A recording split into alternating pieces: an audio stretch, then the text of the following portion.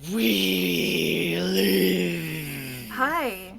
Hi, everybody. You might notice we're a little still today.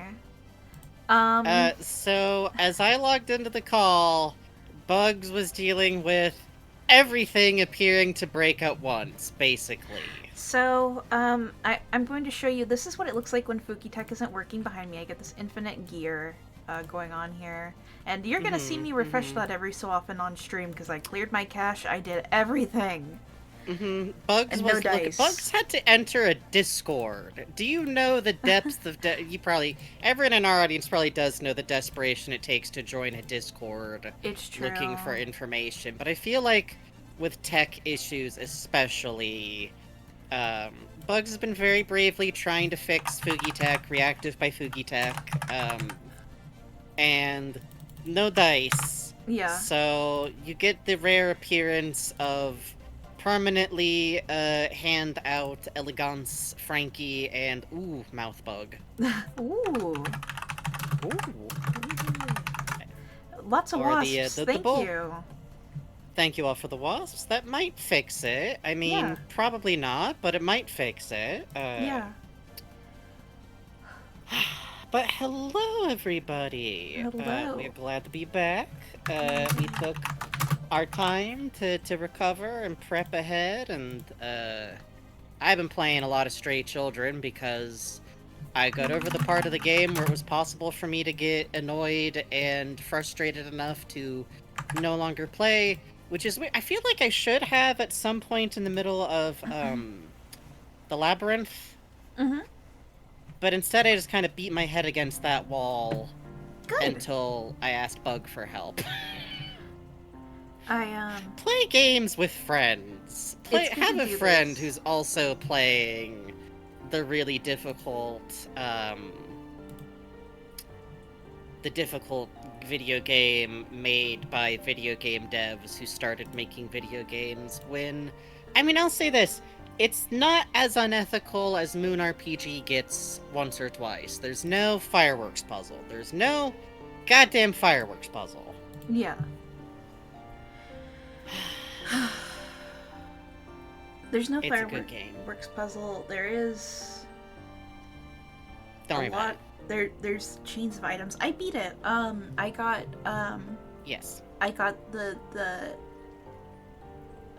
I was deeply moved by the ending I got. Yes. I'm excited to see where I wind up. Probably both of us are going to wind up replaying the game. I will probably start replaying it, because there are some collectibles that I know I didn't get. There's one or two area that I didn't figure out how to get to. Friend in our audience, I know there's like one or two people who are probably unaware. Stray Children is a recent, I would call it a adventure game forward JRPG. Yeah. It is best to think of it as a JRPG that you can alternately choose to play as mostly a puzzle game where occasionally your enemies are trying to kill you. Pause! You're gonna think to yourself like Undertale. Not quite. It's not. Not quite. Not quite. Not quite. Imagine if everyone in Undertale was really trying to kill you. But when I say that, people assume I mean like, oh man, you gotta have like fast reflexes. It's like the night fight. No! No. God, no! No. You move really slow in this game. If you needed to move fast, you'd be fucked. Yep. Oh shit. It's not really quick. Okay. We actually have 2 tips. Oh. We just got a one, and we had one right before I was going on air. Right, literally the moment that thank you so much, the Jumble Keeper. It was right before I had to reset the goal from last time. Yes. So I was like, okay, I have to do math. Jumble Keeper tipped $5. Yep. Thank you so much. Says donating to the telethon to Tenna's medical bills. Hope I get a tote bag. Really Yay. Good. And then Raven Modifoy tipped $30. Thank you so much. Says Mr. Tenna will be okay, and I'm so excited to see him so happy. Yes. Yes. He'll be totally so fine. Happy. He'll be fine. He'll be fine. He'll be fine. Nothing bad ever happened. We're feeding him a cheeseburger for no reason. Let's see. So that's $30. So. Hey, Candy Nova. Glad to hear you've been enjoying it. It's always fun having someone going like, finally, I can be here live. I've been watching all along. Yeah, no, it's very cool when that happens. Please enjoy. Mhm. Um, Please enjoy. with regard to the conversations in Stray Children, if you go in thinking Yes. I'm going to have a conversation with this character, no, you No. are doing a You are word riddle. you are figuring out a puzzle. You are figuring out a password sequence. That is the easiest way to think of it. And in my opinion, once you do think of it that way, it's very. I think something that I've been saying to Bugs a lot is that the hardest part of Stray Children is the first level. Yes. Yeah, And that's agreed. even after everything else that the game has done to me on occasion, or like. Because the first level of Stray Children is where you're getting used to the puzzle logic. Every puzzle game needs to, like, introduce you to its rules, and you'll never get in trouble more than if you make up a rule that's Mm-hmm. not true. For Yep. instance, one that I had trouble with early on is an assumption that the next thing you need to say is not going to be a repeat. And I don't know why I got that into my head, because one of the very first enemies literally is repeat the same thing. Um, Yeah. but that's how human brains work. Yeah, it's true. But It's Stray true. Children is it's such. Stray Children is made by the same people who made games like Rule of Rose and Moon RPG and Mhm. Tulip. And Mhm. if you're not familiar with those, I recommend looking them up. I think probably the most infamous Tulip playthrough in our circles is Wayne Radio TV's Yes. RTVS kind of almost group playthrough of Yes. Tulip, which Yes. I really recommend checking out. We did a 100% playthrough of that in Moon RPG. You can check those out. I really recommend checking out Moon RPG in some way before checking out Stray Children. Not because it's not a sequel. It's not a prequel. It's No. not a side quill. It's a game you can play after knowing Moon RPG, if you want to. Exactly. Exactly. There's one I spent like 20 minutes brute forcing it, and then the moment after I won, I found the obvious answer to it. Yep. Yes, if you are brute forcing a puzzle in an early area, it's not your fault. Everybody winds up doing that. There are plenty of places where you're just going to wind up sitting there and checking answers for a bit, but it is usually a sign that you did not fully click with the puzzle. Yeah. I did that until finally I just accepted around the third area. Like I need to be running from these unless I know the hints. Yeah, I think I didn't There's have no- so much trouble with that. It was more like the hints. I wasn't processing how the hints were being presented. That makes sense. One of which I don't feel bad about, Yeah. because I think that hint makes more sense in Japanese. Yep. But also Holly got it when she looked at it, so... Yeah. Thank you, Holly. Thank you, Holly. Thank you, Holly. Holly. I think star it's of kinda like Juno Delta and Harm, the Undertale. Kingdom Hearts fan dub. Oh, yeah! Oh my gosh. We actually still need to watch it. I'm sorry, Holly. Listen, It's one of those we things where you keep have, working on things and need to watch stuff that we can watch while we work on things. you know, when you have like a snack and you're saving it for a special occasion. It's like that. We gotta eat our cake. We gotta eat our cakes. We gotta eat our cake. Which... Oh, speaking of watching stuff, though, since last time we streamed, we have both finished our book club revenge third time's the charm read-through of the Haunting of Hill House. Oh man, what an ending. Woo! It's Look, like the everybody Wizard knows of Haunting of Oz. Hill House is good. Fucking read Haunting of Hill House, man. Yeah, it's good, it's good, it's good. Everybody knows it's good. Shirley Oh, like the Jackson's The Netflix Haunting series? of Hill No! House. I don't know Well- why the Netflix series is named that. Nothing in the Netflix series is anything like the book, and I don't know why they did that. Yeah.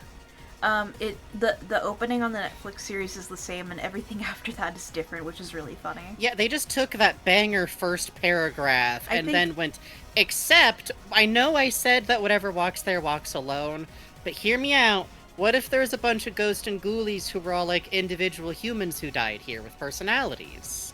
It's a good horror story. I like that TV version of Haunting of Hill Yes. House. It should be called something else. Yes. It's not Haunting of Hill House. Yes. Yes. Regrettably, it is probably just one of you guys might be shocked to hear that sometimes names just get put on scripts. What?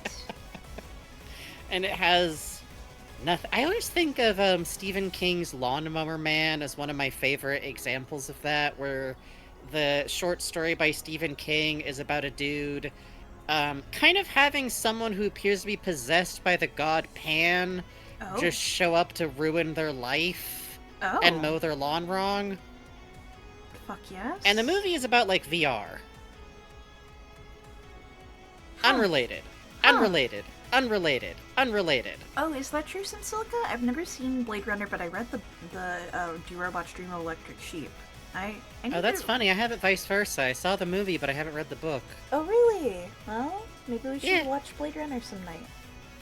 I honestly, I think I would like Blade Runner now than I did when I was a teenager, where I seem to recall finding it kind of a scary bummer, which is fair and also weird about Japan, but that's cyberpunk for you. Yeah. Sorry, listen, I know somewhere out there someone who loves cyberpunk just started vibrating. I don't care! I don't care! I don't care! Historically, broadly, and I like the genre. There's problems. Anyways, Oh, speaking of Japan, though, and trying to be cool about your enjoyment of it, that's a segue for you. Hell yeah, brother. We probably have more thoughts about Haunting of Hill House that we should get to first, a little bit. But as a preview for later, we also finished the first series of the Kawasugi. world's scariest movie. Yeah! Holy shit, that ending. Woo! Wow, the live stream one. Fucking, oh Hi, my god. I have an immediate recommendation. Y'all should watch Kawasugi. Yeah. But here's my barrier of entry. You should watch all the way through the first series, and you should watch the movie. Holy shit, you should watch the movie. But do not watch unless I have an unless coming. I have an unless coming. Do not watch the weird sequel to the movie single episode thing unless you could tolerate a John Waters movie. Yes. It was really fucking funny though. Like it was It was awful. great. It was We enjoyed it a lot. We were howling. You are going oh my god. Big, yeah, with kind like Murphy in the audience says big asterisks. Yes, Yeah. the biggest slapping. Sometimes when a creator knows that they have a fandom who's there exactly for what they're putting down, they go slightly power mad. And this is a good thing. This is a good thing. This Tonight is we'll what be gets streaming us. Deltarune. Yeah, we're streaming Deltarune, but No, I mean the creator who goes slightly power mad once they know their fandom, you know? oh yeah, no, exactly. Deltarune is a good example. We're a good example because we know we can get away with streaming Deltarune. I'm gonna say 19 times in a row before we're done. Shout outs to anybody waiting for us to get back to Yakuza. It'll happen. Eventually. It'll happen, but there's something that'll pop up in Eventually. between, probably. Eventually. But with that being said, I adore it because my favorite perspective on, like, paranormal people... Okay, if you tell me I got a story where some people are trying to handle supernatural events, I don't want to hear that they've got big funding. I don't want to hear that they got guns. If I hear a single motherfucker on a radio go, Roger Wilco, I'm turning my brain off and I'm closing the podcast. It keeps happening. This is a band of 3 quasi-dirtbags who make DVD-only release quasi-documentary, actually, basically, reality TV show content about ghosts. It's just that they're in a world where ghosts and shit are real, kind of, so... And, basically, do you want to watch what would happen if Majima ran Ghost Hunters? That's really reductive. Sorry, let me try again. Do you remember the sidekick character from Yakuza 3? Rikia? Rikia! What if he was, like, 10 years older and had a worse life? Yep. And had to stop being a Yakuza. Technically, we don't know the director is a... Technically, we do not know that he's ever been involved with organized crime. Ghost Adventures with Zach Bagans. Which, by the Yeah, way, yes. sorry, just to be slightly serious for a moment, fucking shout out to the people who are protesting against RGG, Ryuga Gotoku Yeah. right now. They, Salutes. they've, for Kiwami 3, they cast a guy who assaulted hostesses, and people aren't happy, and the Yeah, company we're not seems to really be pushing asking back for hard that. against it. I really do hope that works out. It sucks with that kind of thing. The Yeah. entertainment industry in multiple countries is kind of shitty, you'll be shocked to hear. Yep. Anyway, so Especially sorry. dumb, because, like... oh, that's okay. Morally compelled. What in God's name is I going to say next? Yeah. Y'all should check out the pushing everyone in chat aside. Enough about that. Check out Koasugi Ghost. It's I don't remember fucking its full awesome. name. Hang on. I have the thing bookmarked. It's Senritsu Kaiki Yeah, if you- File. Koasugi, the most terrifying show or mystery or movie in history. Yep. Here. You can find a great deal of the series, including up through to the movie and the thing after the movie. That I say again, don't watch unless you think you could tolerate John Waters.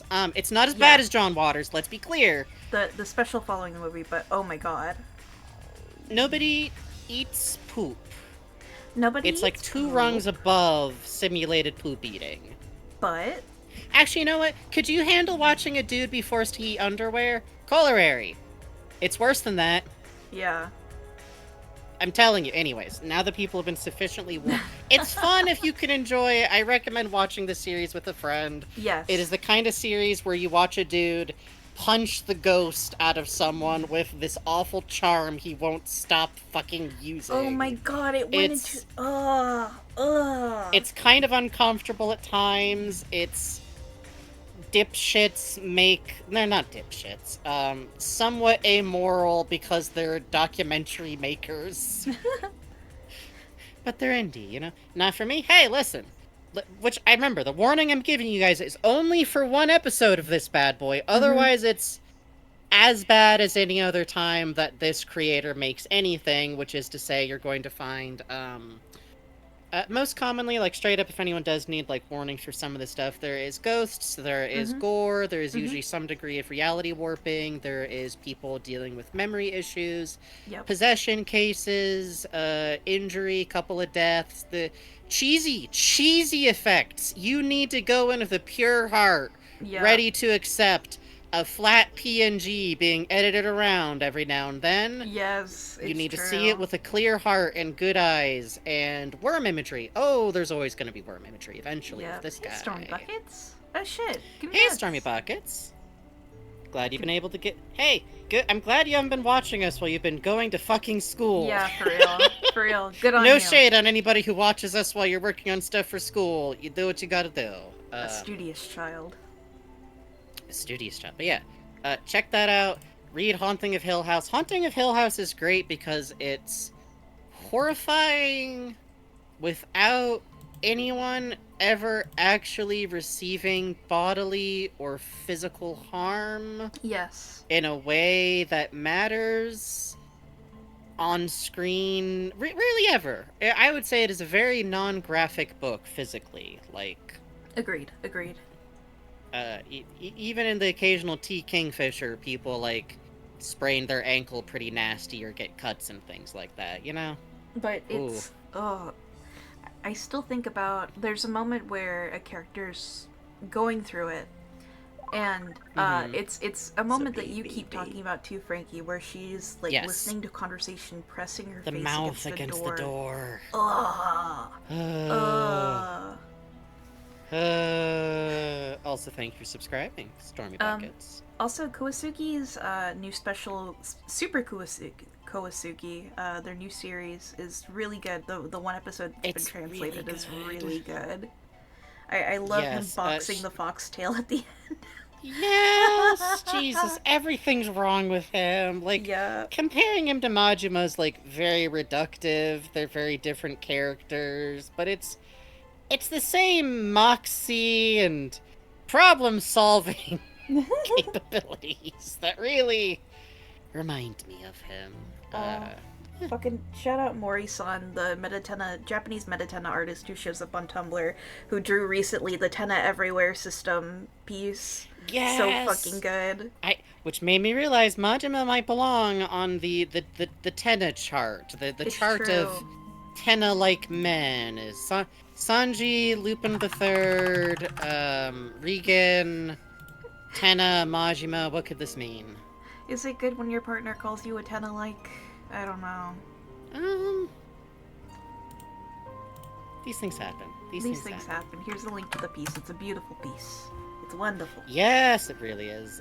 Highly recommend Mori's artwork. It's gorgeous. Yeah. Feeling like Otherwise, I fall. feel like You're saying? my brain is finally decompressing from. Yes. Hi. Not for long. Romeo here. Romeo here. Romeo had his first little adventure, actually. Oh, that's right. The front door was locked, Thank but not goodness. shut all the way. He's okay. Yeah, and he pushed against it and apparently got out. It had only been about 20 or 30 minutes when I realized. I ran to the door, opened it, I was freaked out, and he was just sitting there on the porch looking freaked out, like, whoa! I'm like, I know, I'm sorry! Covered in cobwebs. Yes, and leaves. Covered in What were leaves. you doing? What were you doing? I still I don't cats. know. Some cats just adore leaves. Is the problem? They do. He was very Leaves, tragic. cobwebs. I think like every now and then when we've like let Nunu into a new room, she will just emerge at some point, having clearly gone through like every crook, every unreachable spot. That's the If free only cat you could dusting train a system. cat to like wear a little coat made of like dusting cloth. Hiding treats for my long-coated cat to go get the dust out from under the couch.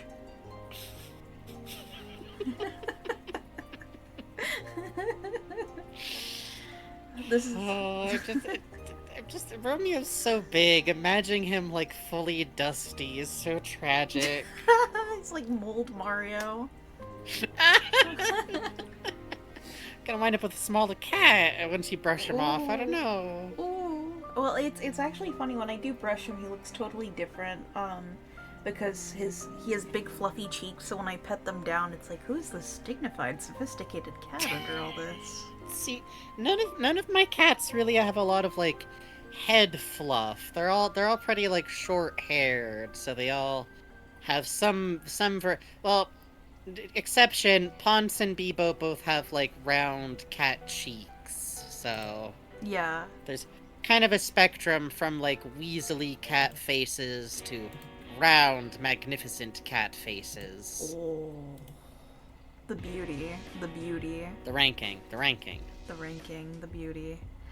Has anything else happened? Yeah. Really, I'm just... Mostly what I did was I beat, I beat, Stray Children, like I said earlier. I beat Hades too. I mean, not the true ending, but the, main run endings. Yeah, you got an ending.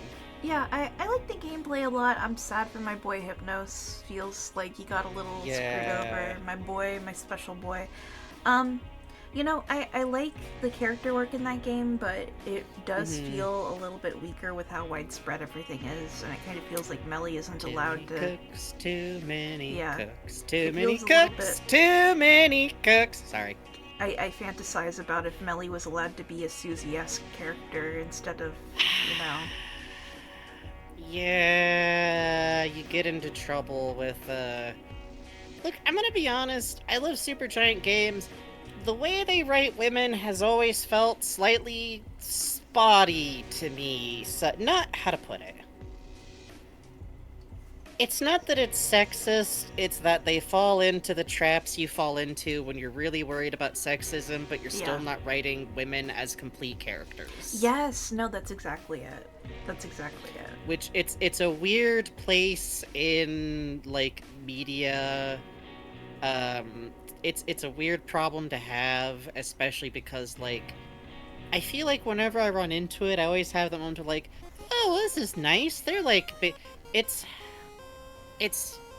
like drinking something that, like, never becomes refreshing or Mm. interesting. It's so weird too, You because know? like Hecate in the game, your mentor Mm-hmm. character, is amazing. She's got these great flaws. She's super Mm-hmm. snippy. You know, she's like Melly will call her mom, and she's like, "Don't call me that. I'm not your mother." You know, like Mm-hmm. she's a great character, but then it's like you get like poor Echo. Ugh, I'm Yup. still mad about that. Um, Echo in Hades has a thing where actually she likes being like this. Actually, it's cool. She's like a therapist. It's Yeah. cool. She actually likes It's it. it's like they tried to square up on like Greek myths being like capricious and cool and decided to do their own thing with it, but they could neither commit to like changing it, Yeah. but they just made it so. Actually, you know what? Even though Zeus cut off my head after having an affair with me, and Pegasus jumped from my neck and I became a monster, I feel really self actualized as the monster that I have been made into unwillingly, No, no, and I that's love my Arachne. son who.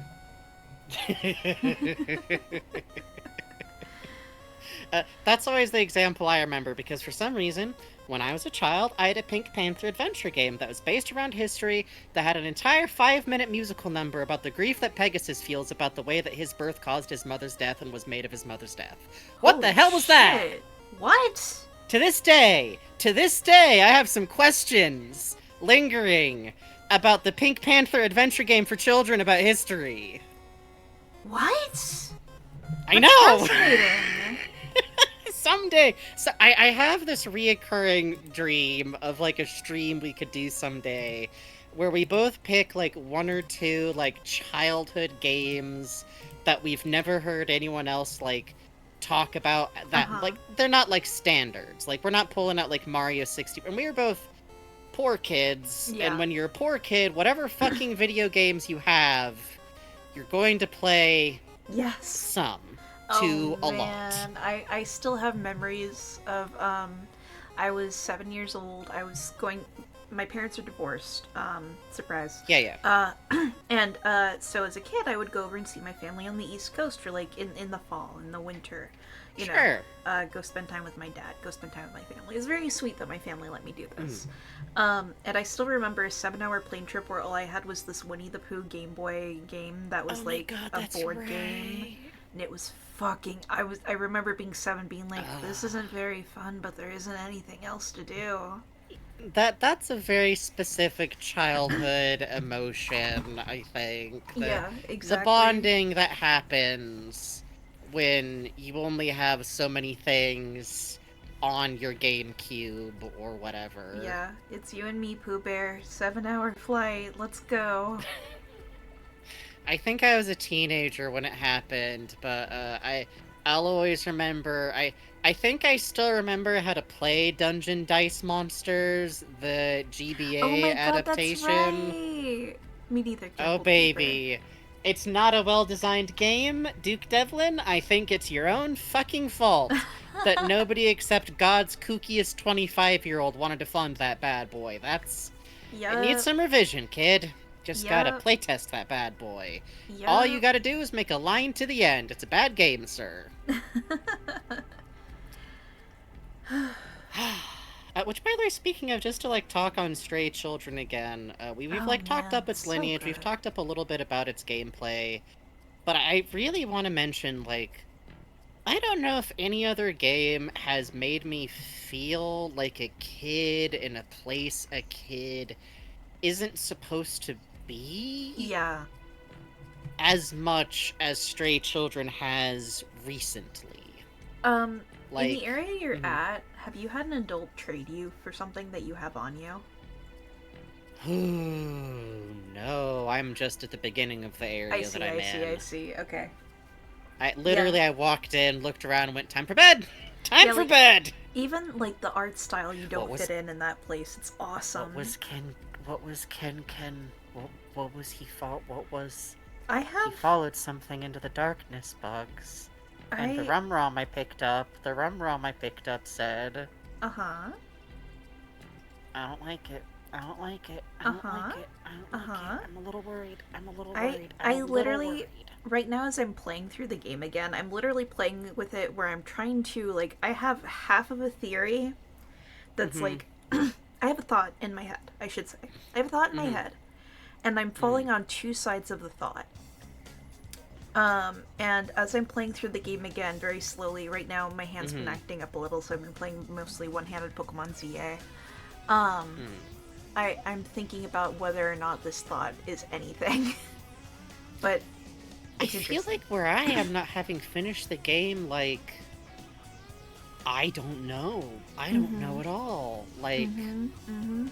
I have some specific worries and turns to audience. Please look forward to Frankie sells you on Nameless Child from Stray Child being a baby trans girl Yep. really hard. Yep. Really, really, really hard. Yep. I have a take. I have a take. Ooh, maybe one day you can be beautiful, Nameless Child. Uh, Ooh. Um, it's a beautiful game. It's a game worth playing. It's a game that's made me cry several times now. It's a review I saw for. I haven't really read any of the reviews coming out. Really good reviews coming out, mind you. yeah. It's getting great scores, which makes me very, very happy because Yeah. it deserves it. So it's such a gorgeous game and it has such a beautiful visual style. And to be clear, it's very fun and very funny and silly sometimes. But if y'all know Onion Games, Love Delict's work, Mm-hmm. sometimes what makes it so fun is like, I don't know if I remember Tulip so fondly if it didn't have like weird little heartbreaks and dumb stuff that happens and tedious stuff that happens. And it was on sale right when it came out for like $25. Oh, It's shit. going back up to Hey, $30. Sheik. Totally worth your time. She Beautiful just day. tipped $15. This Oh. beautiful day in the neighborhood brings us to 50. Thank you so much, Sheik. Well, thank you, Sheik. Highly appreciated. Let me get you a jingle or two. And I guess the one other thing I want to say about like my experience with Stray Children right now is like it has some understanding of the weird feeling of like the weird feelings of being a kid. Mm-hmm. And I don't know if you ever had like a space like this, Bugs, but for me when I was a kid, the space I think of the most if I think about like being someplace that was never made for a child to be was this employee access hallway to the closest mall that we would go to sometimes because my mom preferred to like park in the back sometimes and knew where that entrance was and nobody really cared, but it's Right. just this like blank weird service hallway that's not really made for guests at all, and because it's not made for guests it's just this like stark weird, slightly narrow space. Dang. I don't know if you ever had like anything that stands out as like, this is a place that is not made for my comfort or enjoyment, and because I'm a child, it feels weirdly inhospitable. That kind of vibe, like. Like being at an adult workplace feels the Yeah. same way, I think, Yeah. when you're a kid. I think for me it was when my folks would be working like the NFFC type Disney conventions or whatever, where it's just in a hotel with all the tables. It's like can't buy nothing, Oh, can't do man. nothing. It's all business talk. You're just standing around and waiting. Yeah, and nothing in there is like, because a lot of the spaces you exist in when you're a child are like various random places. It's a Yeah. grocery stores, libraries, but schools and things like that are made for kids, even if it's not to make you happy. Yeah, exactly. Just It's kind of the like, I don't know. I know exactly what you mean. I can't really cite any specific things for myself. no, it's but, like, very difficult yeah, to like phrase exactly. that first time you run into that alien feeling. Yeah, which I think like it's very funny because you get that in some very different ways in Stray Children, and you also get the fun of like, what's it like being a kid who doesn't fit in, And sometimes the ways you don't fit in are totally out of your control, Yep. or dumb, Yep. or like require you to be just a total little pill. Yep, exactly. in It's in ways that not only are uninteresting, but I kind of enjoy, like, it's never really available to you as a character choice or a play choice to like play along and be a quote unquote good kid in Yeah. most of these places. it's interesting too because I believe Kimura gave. And I'm sorry so much for clearing my throat so much. The marine layers come in. I got the asthma. You will all cope. Kimura, one of the main creators of this game, gave an interview where more or less he talked about like one of the things that he had in mind was like, what is a good child? What is a bad child? What does it mean to be a good child or a bad child? Yes. Especially because like so much of it is like, are you being convenient enough? Child? Child. Hey, child. Person who requires someone else to help you live and grow. Are you being kind of annoying? Are you not being quiet? Are you not following these weird arbitrary rules? Are you beautiful? Hey, are you beautiful? Hey, kid, are you beautiful? It's Which I love. It's yeah. the genius of the fact that no matter what type of place you wind up in Stray Children, you are the child with a dog face. That's not metaphorical. It's not stylized. You Yep. have a dog face, and it's weird. Yep. It's great. It's perfect. You can't fit in visibly anywhere you are. You are the stray child. It's a very good game. It's a very hard game too. You're going to want to have a notebook and write a lot of notes. If you run Write into an things adult down, who don't and know if how you it- find yourself getting... Here's my advice. Every now and then when you get stuck, refer to where you wrote down your note, and look at your notes again. And I'm only saying this because I have the type of memory where more than once in this game, it turned out I had written down something wrong, and if I hadn't been able to double check against Bugs' notes and Bugs' access to, like, a Japanese guide. There are English guides being written now, thank goodness. And Onion Games have even pointed people to, like, the Onion Games Discord has, like, a spoiler-free, like, help area for, like, people getting through the game. Remember, old hard games all assumed that not only could you get your hands on a guide, but that, like, 5 other kids at school were also playing to help you out and lie to you. Yeah, exactly. Use the stuff it gives you. Use your food items. Don't be too shy about your food items. If you run into adult, you don't know how to handle them, run and find their hints. Which I kind of love, because that's very sensible advice. Like, if you run into a violent adult who you don't know how to handle, you're a child! Fucking run! And also, like, straight up, if you play this game and decide that you'd rather fight the adults, that's an option. It's in the game. I'll tell you now, it doesn't lock You're a you out child. It doesn't lock you out of the ending. Yeah. It's just one of 2 ways you can deal with these adults, and you are ultimately... I'm also, unless you have a guide, you aren't going to get every adult. You aren't. No, You just straight up will I'm not. going to have to go back. I literally can see in my mind's eye the 2 places in this game where I know I missed something because I was this close on one of them. I had the thought, but did I remember to save the items and figure out how to look up the thing from Moon RPG? No. But it's fine, because there's been 2 different... Okay, here's the other thing. I'm playing this on the Switch. If you play this on the Switch and you think to yourself, huh, that's oddly just cap it. Just cap it. Just cap. Why not? Just cap it. Yep. Just cap it. Why not? Just cap it. I've had my life saved twice now from these insane instincts, but... It's true. It's hard not to talk up Stray Children because there's so much to talk about with Stray Children, but... Soon, eventually, we will be able to talk our hearts out about it because, I think we have to. Yeah. I think we just have to. I think we have to. There's some kind of mysterious yellow dog on my doorstep.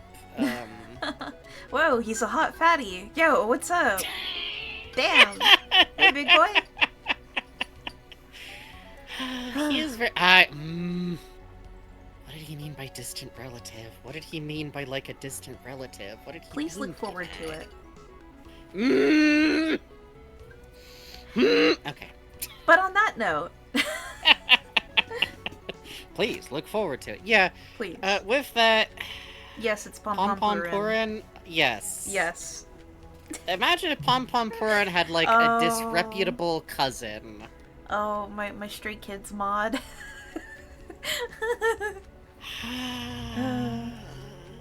It would kind of be good.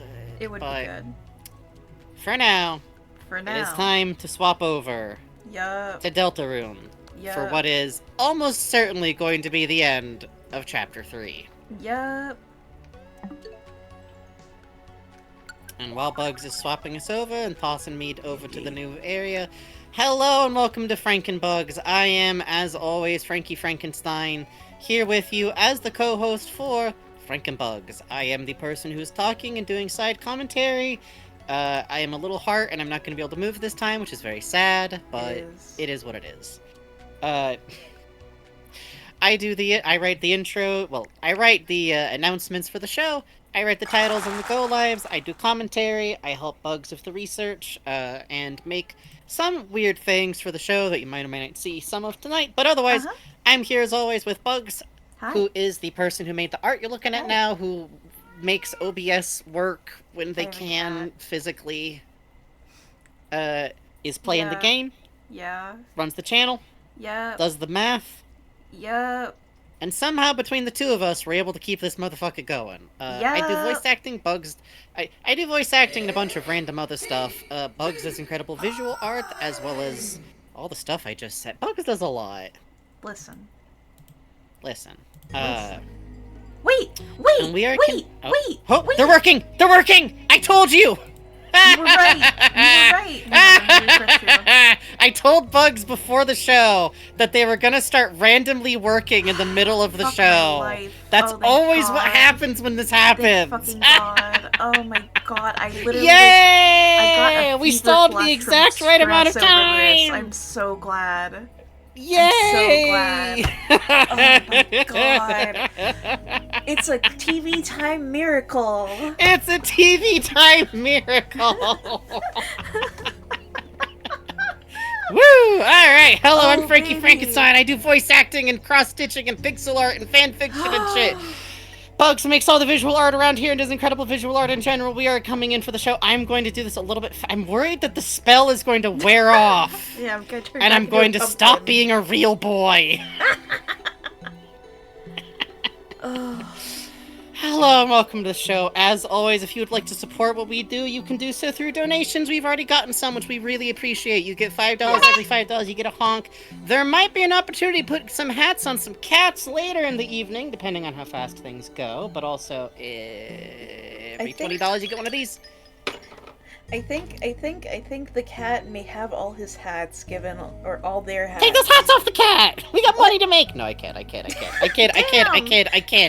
have to say it! You get one of these every time we get $30. $69 will get you the slide whistle. $100 will get you the worst kazoo you've ever heard. And in the highly unlikely event that we reach an entire total of 200 cumulative donations, Dungeon Man. It hasn't happened yet. My secret hope is that it happens at some point during Chapter 4 over a really dramatic fight. This is my secret hope. Will happen someday.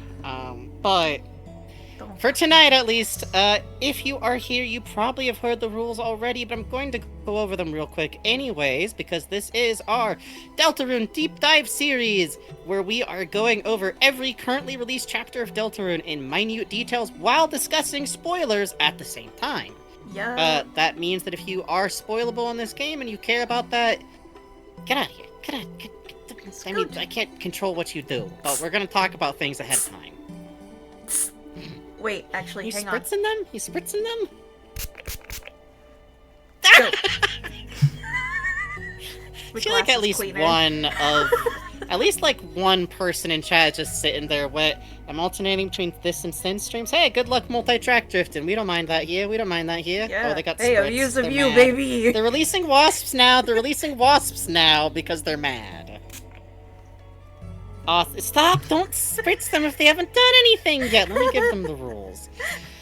As you all remember, Bugs and Frankie makes the rules. We're gonna go over this real quick. Now remember, is tonight the night? Okay, but they're too sogged up to do the rules. I'm gonna do this for them. Alright, you gotta remember to stay on topic roughly. This means, while we appreciate other theories, when we're pontificating about what we think happened in the video game, and you walk in and go, I heard a theory that the knight was secretly the librarian, I'm going to throw you out of here in a catapult. It is not the time. We are not actually a fandom theorizing Discord, and we're also not a video that you happen to be watching while discussing theory with other people. However, if it does turn out that the knight is the random bird from the library, I will eat my words and also a delicious butterscotch. I'd love to be the knight, especially the knight. Tonight. Always, as always, Bugs and Frankie are always right, which is to say that while there may be chances where we are incorrect, you better be real fucking sure. You better really not just be sitting there thinking, I don't think that sounds correct. I think I half remember something about this. I heard someone else say, no. We're both trans. I'm not white. We're both fat. We had to get through school as little fat girls. It's true. If you're a little fat girl, the amount you're allowed to talk is low. Yup. Your only chance is to become a class clown. Yep, or draw all the time. Quietly. Or draw all the time. You have to survive. You must survive. Be decent to shit. Be decent to people, no bigot shit. That also means that we request people be fucking decent in their language, because even though we prefer to run a very rowdy attitude around here, we believe in being, how to put this? Being nice but unkind sucks. We like being rude and kind. Being rude and kind means that I'll call you guys assholes, but if I say that I'm having, like, thoughts about a fictional property that aren't real, I'm not gonna say some shit that makes somebody feel bad about the mental health issues that they just happen to have as a whole and complete person on this fucking bountiful green earth we have here. I'm gonna say that I'm fading away into the lake.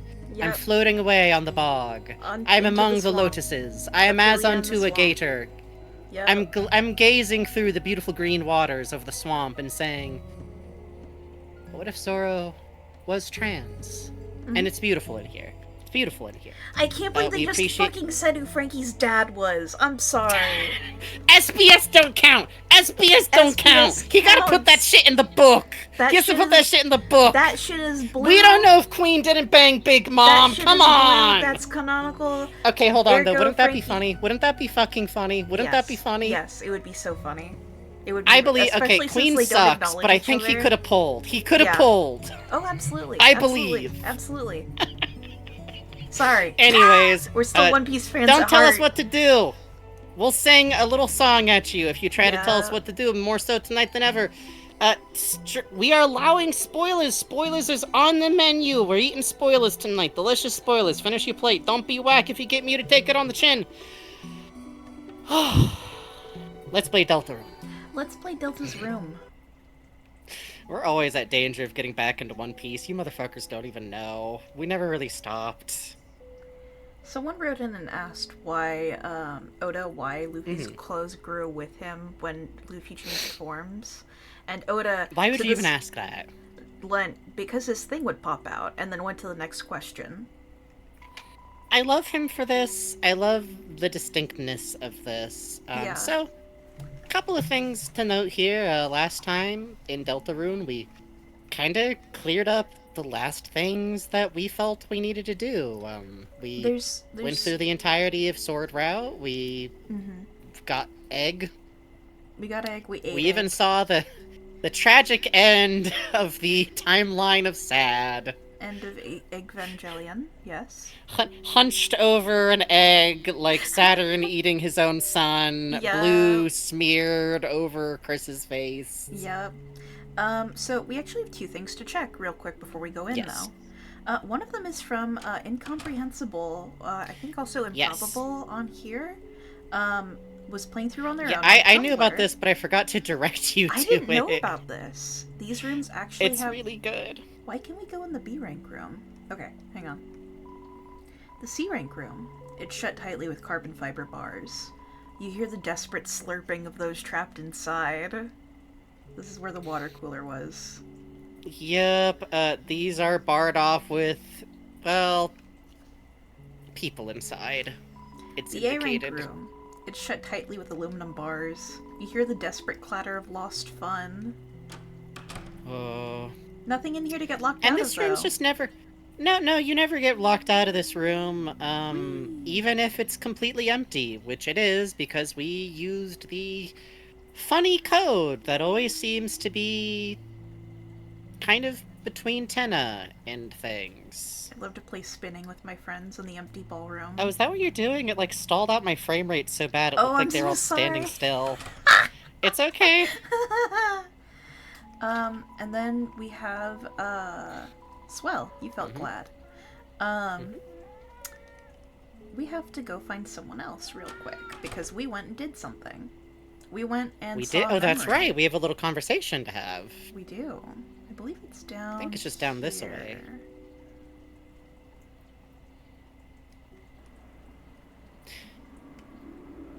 It's funny, like, I know, like, so much of the rest of this game, like, it takes a certain amount of time and everything, but, like, I feel like I've spent so much time with the green room snowed over like that, you know?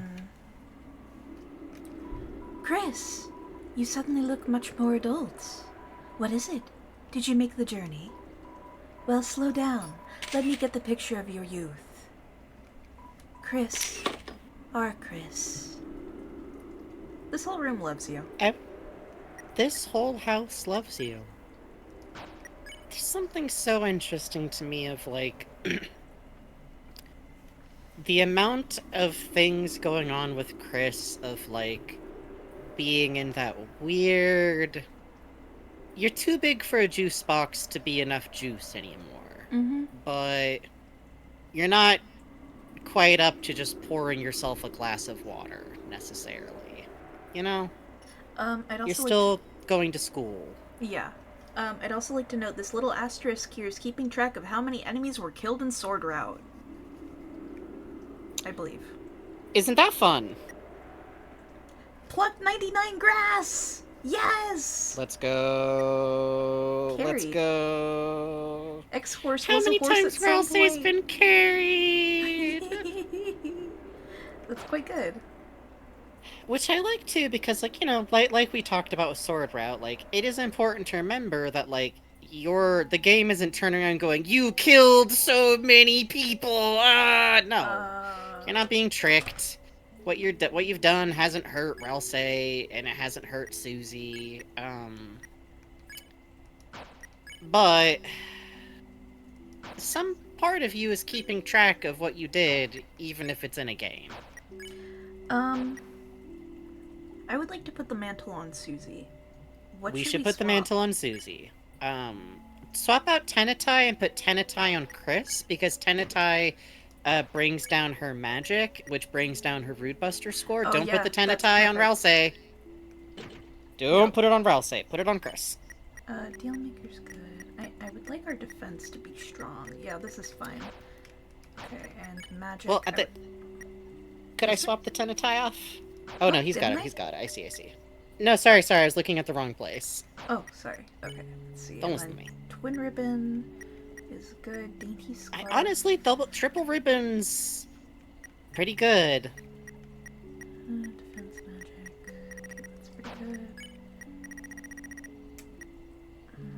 Frayed bow tie. I don't think anything really beats out Twin Ribbon. It's not worth losing defense for magic with Ralsei. And the Graze area is what we need the most for this. Dealmaker, I almost want to swap for something. We could put Dealmaker on... I recommend Dealmaker on Ralsei, to be honest. As good as it is for sentimental reasons to keep Dealmaker on Chris, Chris doesn't benefit from the magic. That's true. Let's see. Could swap Twin Ribbon. Yes. Hang on, I forgot. I didn't take it off. Here. Twin Ribbon? Yes. Uh, Yeah, yeah. Gray's area does go up though. Okay, and then Yeah. Gingerguard to Dealmaker. Mm-hmm. Yeah. Okay, we have high magic. That's what we need. Mm-hmm. Chris has no magic. Good defense. Mm-hmm. Yeah, please notice, by the way, because Tenetai has a negative to magic, I don't know why, it reduces Chris to -2 magic, which cracks me up slightly. Okay, that would be good. Alright, we'll see if this loadout will work. I'm going to shuffle the inventory after Tenna. Don't worry about it. Yeah, because the thing is, we've done everything, so it is now time to go and face Tenna. Yep. Hi, Hedgehog.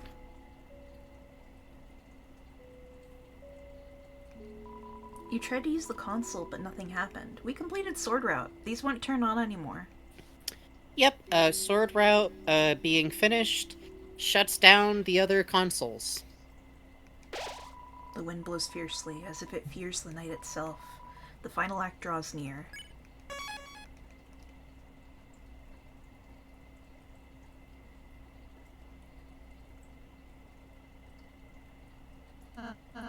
Look! There, I can see it. There's a dark fountain. If we just... No! No! No! What are you doing? Where are you going? There are still games to play, shows to watch. Laughs and screams, smiles and tears. Just wander back to your seats and we can... Enough of your done games. Why the hell do you want us to play so bad anyways? Chris. A note here, Tenna's voice drops in pitch a little bit, and Prob will also point this out, but I told Frankie, and Frankie was like, yeah, you didn't notice? Like, what? I've been doing voice acting studies of him again. Let me hit that again. Sorry. Chris. It's okay. Chris knows why. Chris knows why. Do you remember, Chris? When everyone came over for the holidays?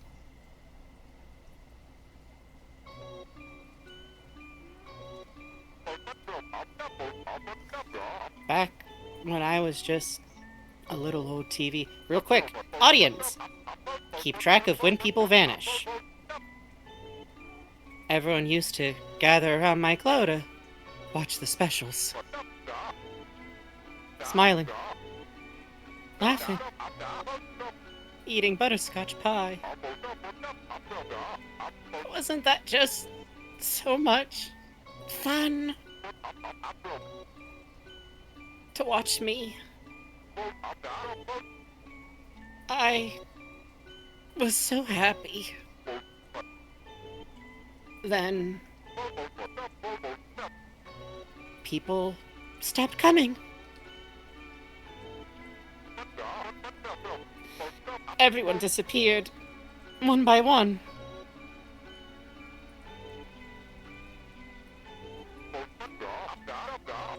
No one wanted to watch TV anymore.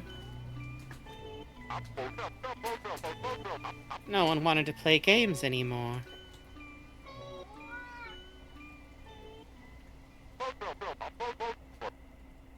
I've been all alone. Until now.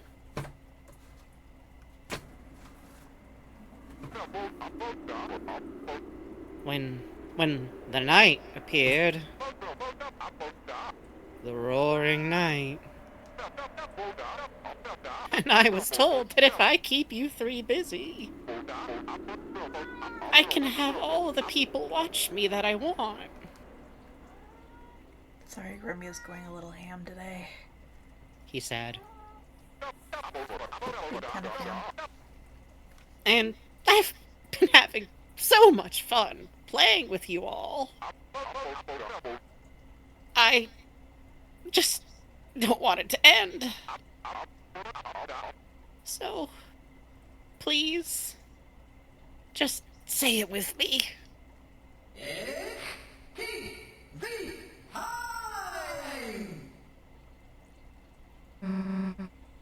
Enough already! What are you doing? I just had the suit de-axed! We're done messing around. Give back Toriel. Now! Alright. I get it. I get it. I really get it. Talking! I've been doing too much talking. No more questions. What you need is another physical challenge.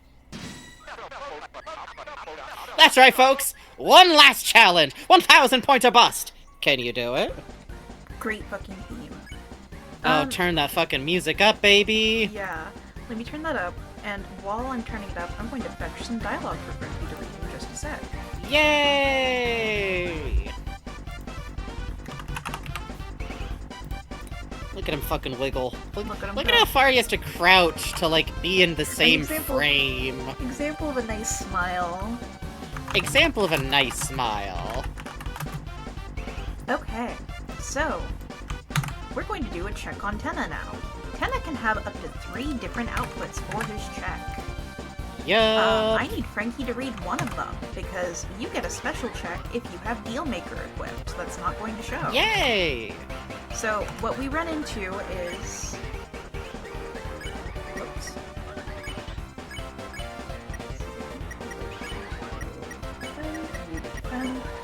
Despite his size, sadly, he's quite fragile.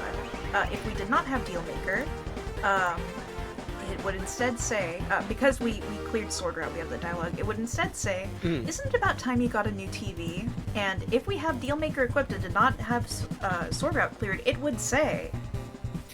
The tragic businessman that died at the now of the story!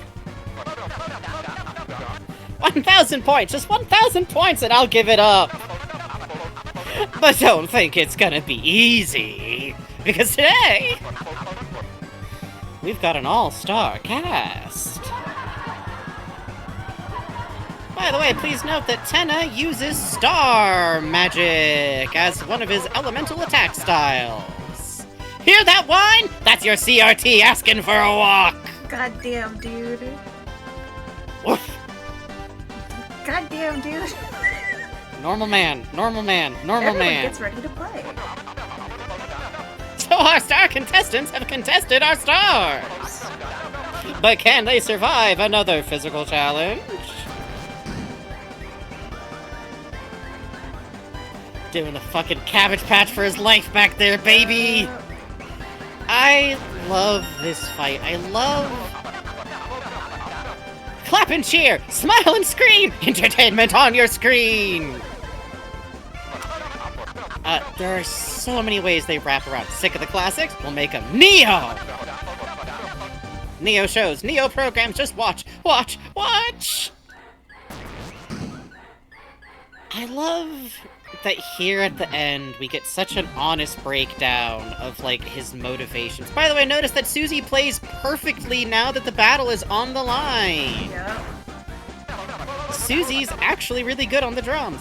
Fresh from the juice! Fresh from the juice!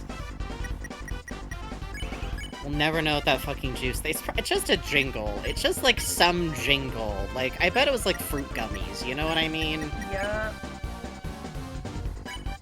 A popular boy. You said I love TV. He couldn't help but give some score. Ralsei became the center of attention. Why me? Any change to Ralsei's HP will give you points. Oh, he has so few HP. No way we can use that take! Cut! Cut, I said! Cut! Smash cut!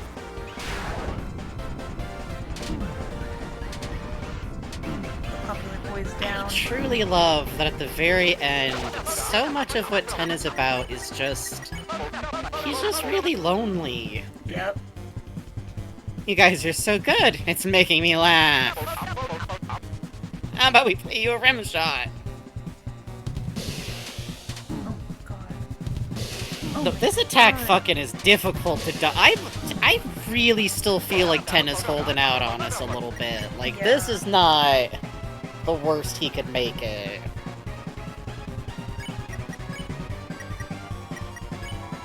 Chris, who's the Who says an old CRT can't learn new tricks? Look, the 6 p.m. show? I'll show it a 5. Please note, this indicates that Tenna is capable of changing the way his broadcasts are structured. It's really interesting to me, the degree that, like, can Tenna shift around how his TV works? It seems like the answer is kind of yes. Ratings? I'll show you charisma! HD's nothing when you've got nostalgia! Oh, the little cabbage patching Tennas you gotta shoot. How much control does he have over that? It is somewhat unclear. I am of the opinion that Darkners are kind of... Some people think that Darkners only start existing when a fountain starts to exist. I do not believe so. Come on, kids, the audience loves it! Can't you hear them cheering? Listen! However, I think that normally a Darkner is supposed to just do what it's supposed to do and doesn't usually have much control over that. Yeah. Tenna might be different now, after the Dark World, especially. Susie, you liked watching, didn't you? Come on! Tell him! Tell him!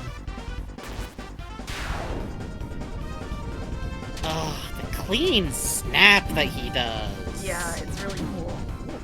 The fact that it's a screen tear over the whole screen of the TV. He's a powerful man. It's kind of scary. Where's the audience? Where'd they go? Where are they? Please stop taking the furniture from my house. There is no audience. Tell them, Susie. Say they don't need to throw me away.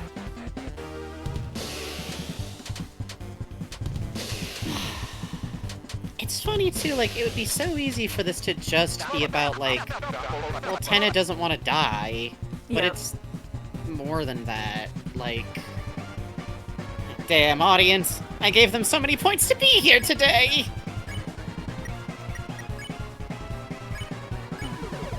Everyone gets ready to play. I'm still marvelous! I'm still mysterious! Toriel ought to know she doesn't need a new TV, so Toriel's definitely been talking about it in the living room. Yep. We were talking about this, like, right before show, but I'm of the opinion it's not really that Tenna doesn't know some of the things he seems not to know about. It's like, he's not thinking about it. He wants a different answer.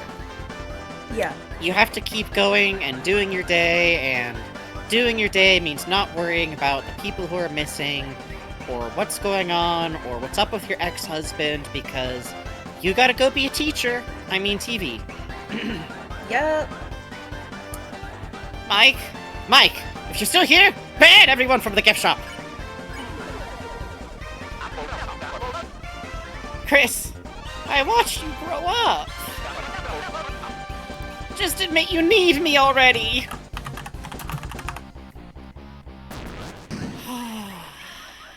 He's doing good.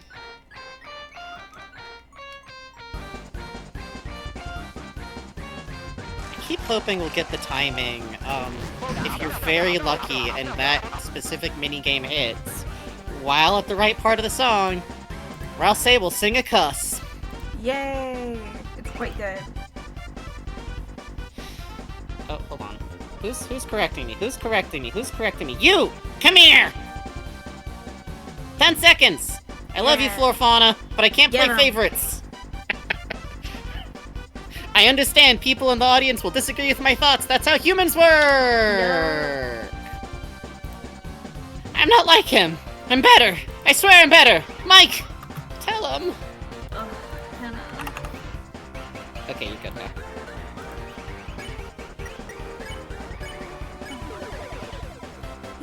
that, sorry, do you have that line ready, for the alternate on sword route on this? Hell no. Let me go find it. Okay. Everyone gets it. Actually, I don't know where I could find that. I'm sorry. I'll find it for you real quick. Just read this. Don't worry Thank about you. it. Alright, if one physical challenge isn't enough, how about a double feature? I'm just gonna mug quietly to the camera for a second. Yeah, you're... Sorry, talk with chat. One moment. Hi, chat. Found it. Okay, here we go. Someone on... Okay. So we are going to hit the sword route version. When that clears, I will tell you. And, well, you'll know. Yeah. Normal. Yeah. The non... Yeah, I'll know. Yeah. I got it. Thank you. God, this music's good. It's good. Oh. Protect He's Ralsei!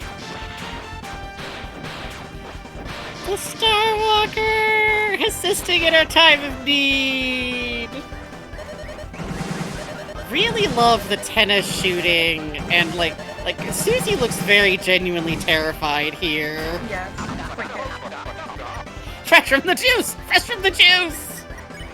Alright, this is where we swap into stall mode for no reason.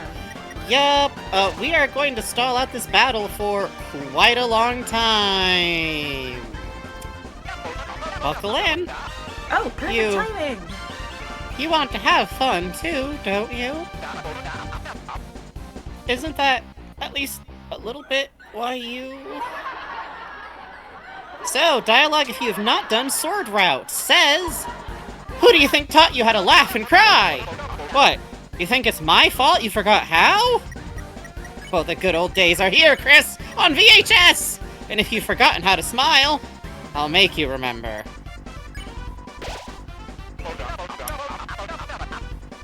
Whoa! Sorry. I was out of line, folks. Back to your regularly scheduled programming. So, please note, that dialogue is only different if you have completed Sword Route. Why would Tenna's dialogue change if you've completed Sword Route? Unless something in Sword Route changed Tenna, unless Tenna saw what was happening, unless Tenna knew what you had been doing. Isn't that at least part of why you went backstage to play the game? Isn't that at least part of why you made the fountain? No! Yep. Even at the beginning of this battle. How about we play you a rim shot? Even at the beginning of this battle, Tenna lies! Tenna says the Roaring Knight opened this fountain. They didn't. Tenna saw Chris open the fountain and knows that Ralsei and Susie aren't supposed to know about it. Tenna is a liar. He lies to children easily and freely. Yep. Because that is what an adult does with children sometimes. Especially if you are especially loyal to someone. How about a little slice of life? And I just think it's worth pointing out, because sometimes I notice fandom theorizing kind of relies on assuming that everyone's telling the truth at all times unless they're not. Yep. Which I find slightly exhausting. But also, people are allowed to have fun, even if they're having fun on their own in ways that don't affect me at all, completely wrong. Undiagnosed, by the way! You have to learn to live with yourself, is the thing. You do. It's true. And that's why I appreciate all of you out there who know that I'm playing wrong. But at least you know I'm playing wrong because of exhaustive research, you know? Yeah. And that matters. And that's why every single person who comes away from our stream with new ideas and thoughts and looking over stories closer, that makes me so happy every time. Yep, same. And speaking of which, on that, I really do believe that keeping track of the fact that Tenna lies to the group about the night, and Tenna's dialogue changes, tells me that if Tenna is the mantle, we'll never know. He's never gonna say. Which is to say, I don't think he's the mantle, as in, like, you know, the mantle that flies off of the king, and changes. He's the thing in the video game talking to us. Eram. Yeah. He hands you that. He says, "This cape I'm holding," and then hands it to you, and then puts it in a box. And I think about that. Although it is really funny that canonically, Shame had the mantle, and then it just left. It's quite good. It's quite good. What? Are you waiting for me? To say something? I have nothing to say! Nothing! Press him! Press him! He's avoiding the question! Say it, sir. Mr. Tenor, are you homophobic? I'm gay! He's avoiding the question!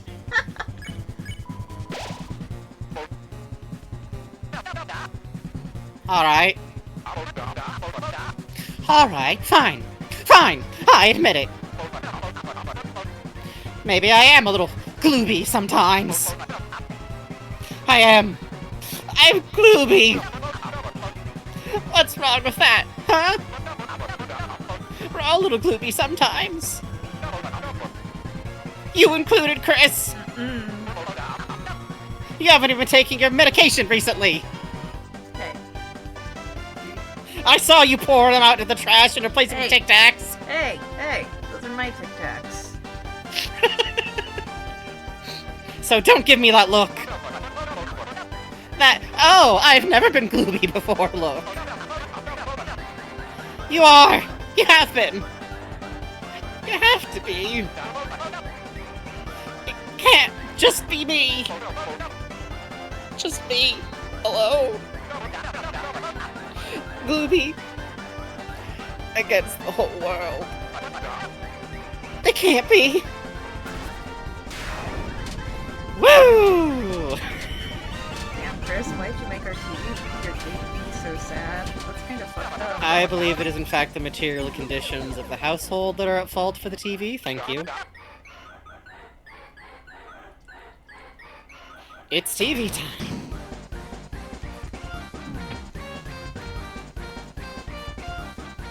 Mousy keeps getting sections where he does nothing to sing.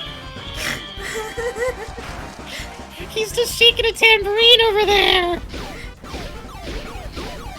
Mr. Tenor doesn't like my singing, I guess. That's fine. I love like you my singing. It's not my fault when the show. Listen. I like my singing just fine. I think I'm respected. I think it's listen. We'll get you something to sing. Girls just want to have fun. Fun is an acronym. I love the Tenna weather designs. You're right. Really unsettling. Oh, here we go.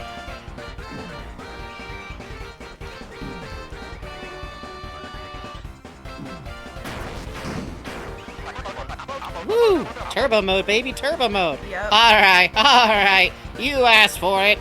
Time for the grand finale.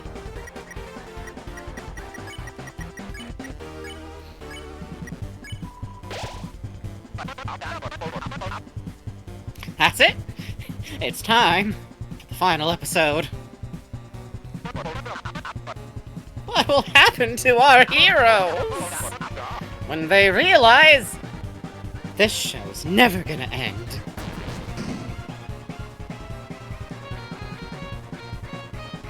Let's go, baby. Full channel surf, baby. Channel 3. Channel 4. Oh, we're grooving now, baby. One last tour through all the hits. All the classics that you've come to expect. I was just once it clipped through here and we got, like, the, animal crackers in my soup ad, just the one. You're so right. You're so right. Coming soon to own on home DVD. She was America's sweetheart. It's just, they don't say it, but Shirley Temple in this universe was Snakely Temple, and she was just an adorable little snake in a blonde wig. There was a attack I missed. Susan couldn't bet, and if she did, Jebel would hop in on the bet. She displays Jebel's card. God, I love her for this. I love the outfits. I do too.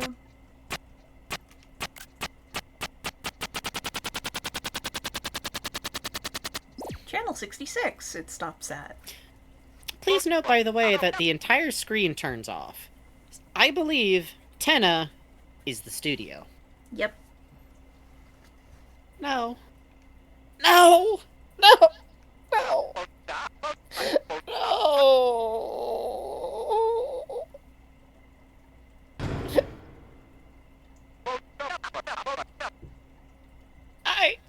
I just wanted to be watched. I just wanted you to look at me. One last time. Since a little while ago. All that I've been broadcasting is the same reruns. Over and over again.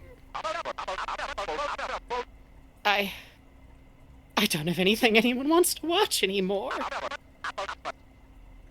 I'm irrelevant. I'm junk! I don't want to be thrown away.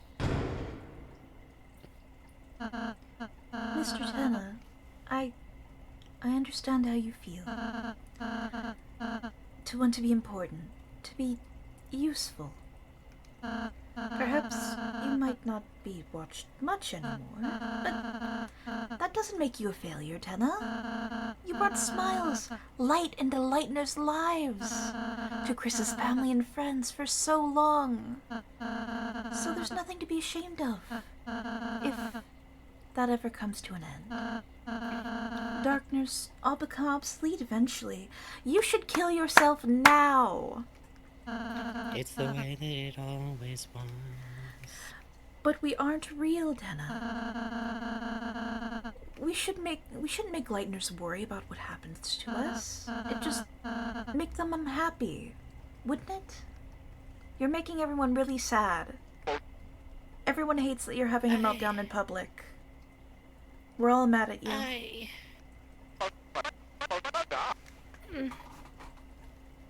Maybe you're right. But Hey! You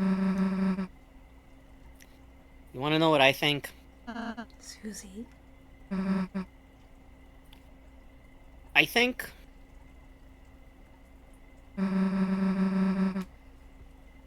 you don't have to take being thrown away. Let me tell you, I've never really been able to make friends. I was always the scary girl, the bad kid. The only times anyone ever got close to me were as a joke. And even if I did start to make real friends,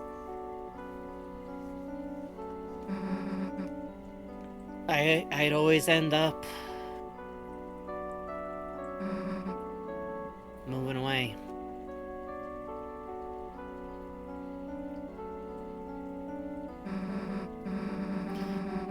When I moved here, I thought it would be the same thing. I felt like you. I felt like a broken toy no one wanted.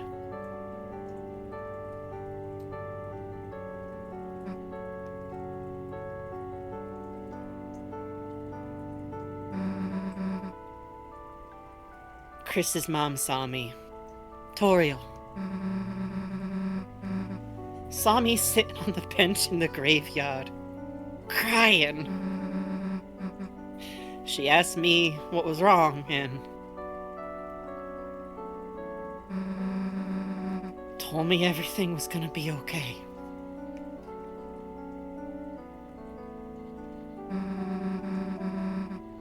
Took me to the diner, bought me a hot chocolate, talked to me, told me I'd make friends.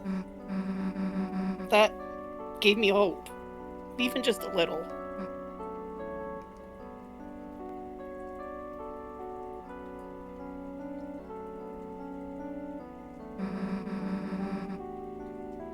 And recently, that hope's been growing. Because now I have friends. Real friends. Friends I want to keep. Chris, Ralsei, Lanza, Toriel too. Even though I thought I was broken, I just needed to find the right people, you know? So, don't worry, dude. Someone out there wants you. Promise. Promise. Chris, you'll help me ask around town, right? Someone's gotta want a TV.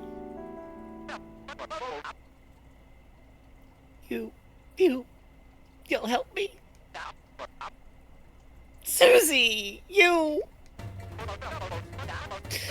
incredible! You're amazing! No! You're marvelous! I feel electric. I feel like $1,000,000. This must be what hope feels like! We're inventing a Hall of Fame just for you! But you gotta give back Toriel. She's got people that need her, too. Infamous pose from the Susie waggling finger at Tenna. No, Tenna. Bad Tenna. Stop eating garbage, Tenna. Note the blacked out screen here. Yup. I believe that Tenna is very aware. Agreeing to this, that's it. Yep. I don't know for sure if he knows what's coming, but if he does, I understand. I understand. I know it's not what the knight wants, but... Chris! Susie! Good contestants deserve a good prize! Okay. Not you though, Ralsei, that was a fucking bummer. Oh. You get a runner-up prize. Oh. It's a commemorative mug and a matching suitcase set. Oh. Where will I travel? This way! Let's go back to the save point because we gotta take a break after this. I forgot that Ralsei has a little more to say. Sorry, Ralsei. Damn. Hear that, Ralsei?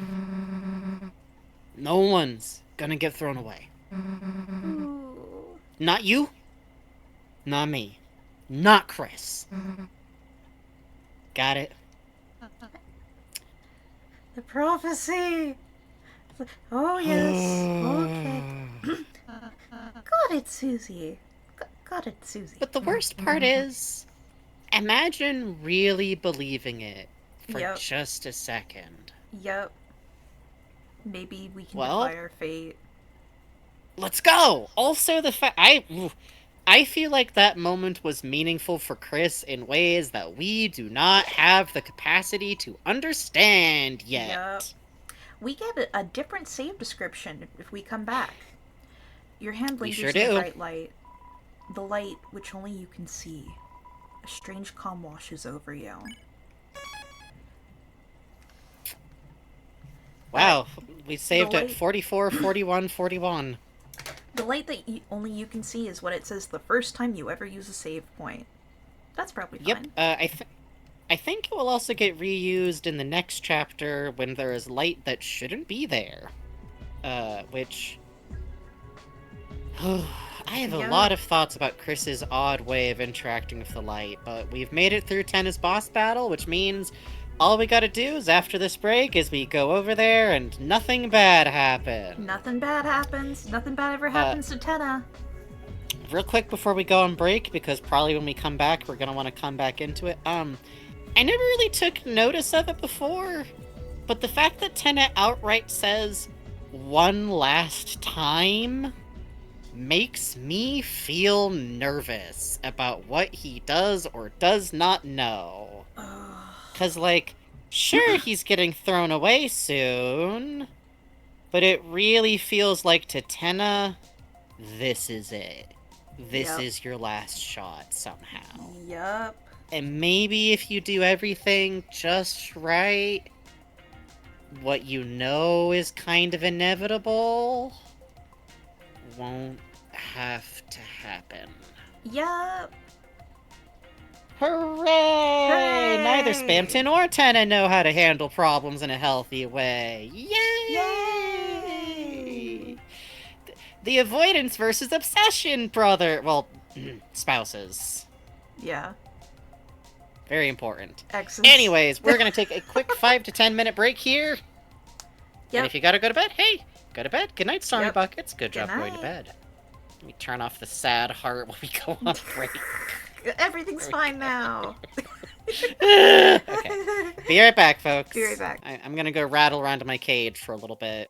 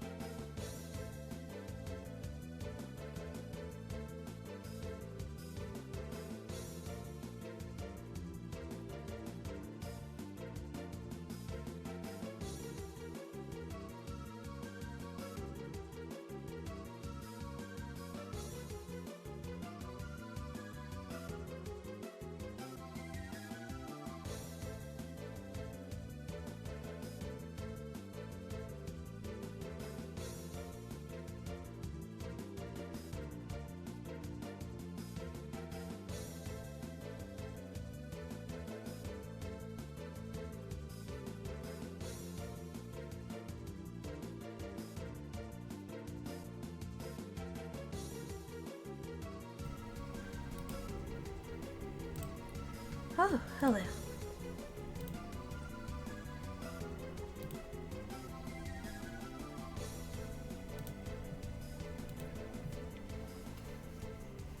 It's been very foggy out here lately. It's nice. I look out and the next block has vanished into the fog. The other night, actually, I was on call with Frankie. We were both watching Game Center CX, and I heard a knock at the door. And I go and I open the door, and Oh yeah, I heard that knock, by the way. So you have oh, you like a did? witness to have. It was a very clear, very audible knock. My theory is I think someone got the wrong door and because of the fog and realized like before Well, you got there. the thing is though that that door is hidden Hmm. behind a little wall, so it means that in the time it would have taken them Really to get out lost. from like to get to another door or to even leave, Hmm. I would have seen them. There was a knock at the door, Hmm. and then I went and I opened the door, and there was no one there. It was just fog and darkness in every direction. I think what happened is there's a wall between me and my neighbor's door. Hmm. It's very clearly what is one house's patio split in half with a shitty wall, because our apartment is very Right. clearly one house split in half. Yeah, I think California fucking loves to do this. I think it was just someone knocking on my neighbor's door, but it was quite in the moment. I was like, "Ooh." It was good. It was a good, like, I'm glad it happened during Game Center and not, like, while we were watching the scariest movies Oh my ever god, shot you're forever. right. Wait. That could have been bad, man. That could have been bad. Well, Okay, let's see. I put that away. By the way, real quick, for the Apple aficionados, the Apple nados in our audience, the mm-hmm. Yellow Opal is back in season. It is, in my Ooh. opinion, the best specific varietal of apple in the market right now. It's got a nice skin. It's not grainy. It's not like too fleshy. It's sweet. It's like a little bit tart. It's my personal favorite right now. Also, while Bugs slowly switches out our inventory for no reason whatsoever. Get that TV slop out of here. Oh, that's in the storage. Never mind. You got it. You got it.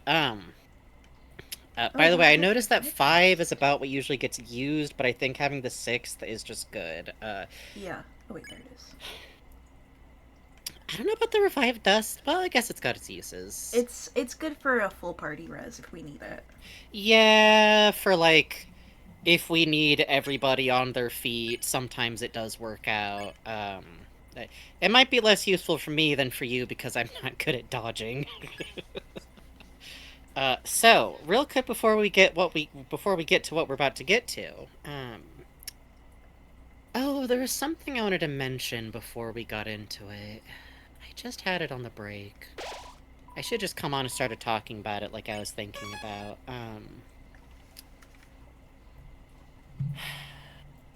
Oh, I remember now. So that conversation with Tenna is probably one of my favorite moments, which is part of why on the last Terrible Comics Day, I made a comic just attaching a very specific Broadway adaptation of, I want to say it was straight up like a Korean light novel, Mm-hmm. serial.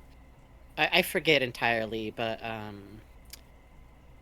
it's The Way That It Always Was is the name of the song, and I just really love how you can kind of tell that Rousey's talking about himself almost to himself. Mm-hmm. I almost feel like it feels like the first time you go through this, Rousey feels so out of pocket because, like, sure, all the stuff about darkness and stuff, wow. But then after chapter 4, knowing that he knows what's coming, Yep. it Hurts. almost feels to me like him trying to go, like, well, Tenna would have broken anyways, and that's just what happens to Darkners, and it's sad, but we can't go inconveniencing people, Mm-hmm. right? Which Mm-hmm. I kind of love, because, like, we were just talking about, like, Stray Kids, and the developers discussing, like, what is actually a bad kid, what is a good kid, Susie being a bad kid. And it's so fun that we get, like, Rousey is always, like, a good egg, as it were. And here we really get, like, yeah, the real definition of a good kid is an inconvenient kid to a lot of people, and I think that is kind of what you absorb from the world, even if your parents are trying to go against it, to be honest. Yep. And who's there for Rousey to tell him any different, you Yep. know? Yep. Stray children, baby. I know I was talking a big game during Mantle, talking about this is harder for me than the night. We're gonna take a few times to do this. One, because I'm out of practice. Yes. Two, because we want to hit every dialogue. Literally, if Bugs one-shots this, I'm going to direct Bugs to throw themselves directly into an attack. Yep. At a certain juncture. Yep. Probably, like, before the final attack, even. Yeah. Yes, agreed. Salutes. Audience, would you please stand up and clap for our winners? For outstanding kindness and bravery. The Lightners and that one really loud cat from the next door that likes to yell at the window through me.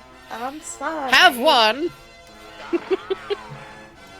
Bluey, for 5 minutes. No. Mike's just up in the rafters crying. Don't do it, Mr. Tenna! Subtitles underneath.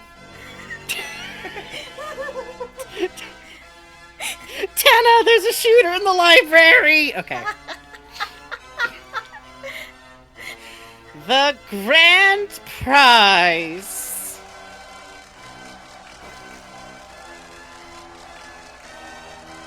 Sorry, I should say the book depository. Anyways. Close enough.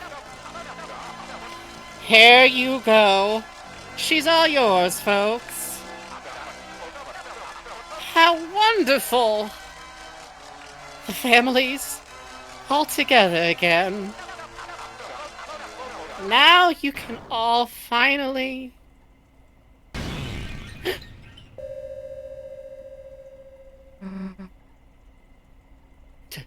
Tenna!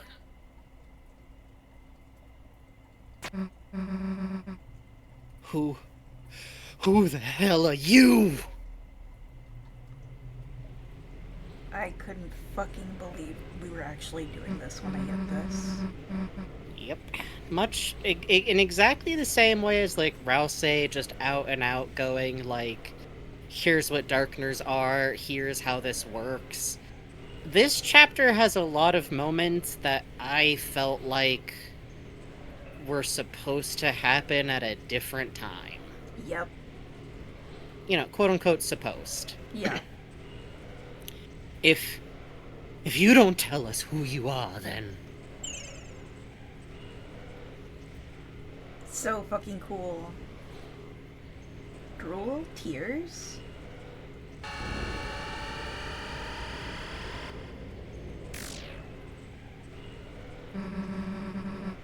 Like hell, we're letting you take her.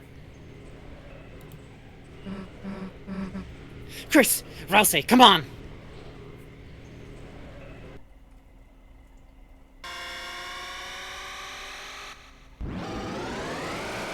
So cool. So cool. The Roaring Knight appeared. Chris analyzed the enemy. But Chris couldn't learn anything. Really, Chris? Is that so, Chris? That's funny, Chris. It seems like normally you have a lot of insights about enemies we're facing, and, You felt something hovering close behind your head. Hold breath. we should also do a second check after this.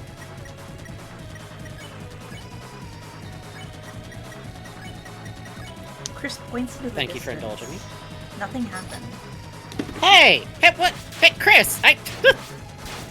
What? Why do you want me to check the horizon over there? I don't... That's weird. Suddenly the north wind blew fiercely. So, a couple of things worth noting about this fight. Oh? Oh. Oh no, you... Sorry, that was just me needing to move my window around. Oh. Chris held their breath. Their heartbeat quickened. The soul now moves faster. Chris is able to anticipate these attacks. Chris has weirdly physical reactions to the attacks as they come. Another thing that's really worth noting is that the knight moves with a lot of flourishes, and when they strike with its sword, it leaves a red path ahead of it. Turn to the audience. There are about 3 of you who are about to understand what I'm going to say. I believe that the knight sword strikes are Goemon Ishikawa style. The strike comes and then the damage. Chris held their breath. Chris smiled. Nothing happened. You're a weird kid, Chris. How much until Dungeon Man? I think like $170. No, it's not that much. It's $150. Listen, there'll be other fights later that'd be funny to do this too, but also thank you for your interest. The ways that characters are knocked down in this fight is unique to this fight specifically. It is not impossible, but difficult to res them with normal items. I don't know what the hell you are, but leave Toriel alone. You hear me? Fine. You don't want to listen? Then we'll just have to do things the hard way. Susie will not act anymore. This is an interesting point to note here with Susie, because this is one of several times that Susie will not listen to actions whatsoever. I truly enjoy that it never stops being completely voluntary on her part. You felt lightheaded. You saw golden stars. Chris used the revivement. Susie used the brood buster.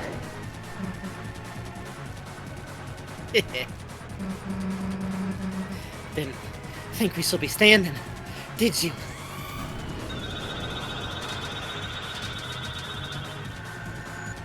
Getting to this point in this fight felt like a miracle.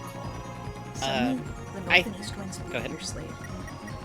I think I speak for a lot of the audience in the fact that this night fight feels, especially when it begins, like an impossibility. Like, getting past turn 2 seemed impossible for quite a while. I have spent so much time in this fight, at this fight, coming back to the beginning of this, over and over and over again, to such a long degree that, like, I've talked about it on stream, but I wound up replaying the game because I decided 4 revivements was not enough. And I don't regret it because I was right. You have to come to this point either very skilled or with every item available, which meant I had to go back and do Jevil without a revivement. I had to get past everything until this point, and I kind of like what that does for the texture of the fight. Speaking of texture of the fight, beneath the knight now, you can very faintly see a purple texture. That is the same one for image depths. That is the same one used for the fountains when you go and clear them. What's that mean? I don't know. I really don't know. Please, please don't do this. If the roaring happens, then please, stop. But nothing happened. Which it's worth noting that before I voice Susie's line here, Rouse seemed really shocked by the knight showing up, by the way. Yep. I find that very interesting. I don't think the knight was supposed to be where we could see them. Like, they're late. Yep. It's late night. Yep. The late night. Thing is, you actually messed up picking a fight with us. It feels like they were supposed to come and set something up earlier, like the ways they have been other times, which also, I wonder sometimes, could Chris have set everything off too early on purpose? Yep. Your vision narrows. Your head is spinning. Oh baby, here we go. You're all damn alone. Me? I got Chris and Rouse behind me. Loop-de-loop, baby! Roller coaster! We're going, we're going, we're going, we're going, we're going, we're going. No hit, baby! You feel surrounded. Bugs is good at video games. Bugs has done this fight a lot. Here's the thing. Here's the thing. No, don't listen to Bugs. Don't listen to Bugs. Bugs, don't listen. Bugs doesn't understand. Look, I'm grabbing the screen. All you other slow motherfuckers, it can be done. I did it. It just takes time. If you're willing to spend time, how do you know Zon style playing will work? Even if you knock me down, as long as Chris and Rouse are here. Woo! Oh, this one's the toughest. It is. Susie's Chris still up, though. in silence. No, Chris does What? not follow the No, same rules as I Susie thought and we were- Rouse. Oop. Oh, it's okay. This one's going down anyways. It's true. As long as Chris has got a hand to lift me up with. You're never gonna win, you hear me? Oh Woo! yeah, actually, we're at the, right before the final attack. Mhm. Which means we actually gotta take a dive if we want to see all the dialogue. That's true. You felt lightheaded. Sorry, You felt Chris. the migraine coming on. Sorry, Chris. We're gonna take a dive at Aquatic Mine. Right here. Yeah, try, just a spare to use up the time. Why not? Chris spared Knight, but its name wasn't yellow. Susie spared Knight, but its name wasn't yellow. No, this does not even do Chip Mercy on it. So, give up.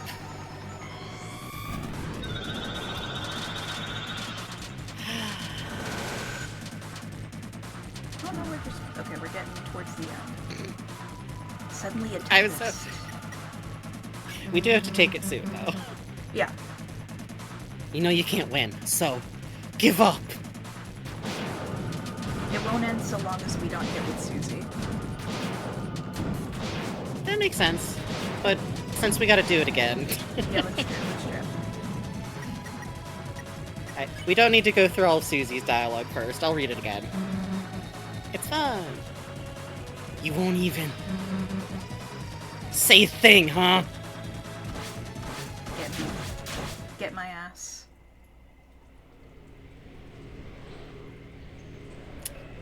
I remember hitting this. I died very fast the first time. I think that's everyone's experience.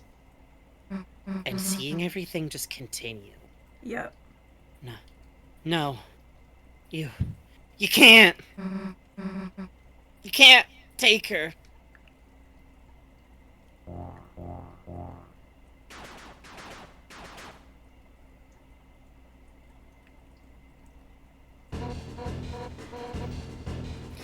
Hey, you! Stop! Police!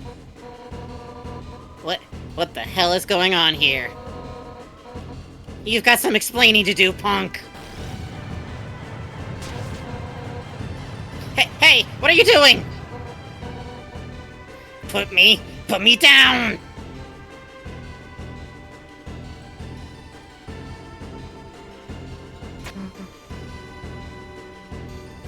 Hey.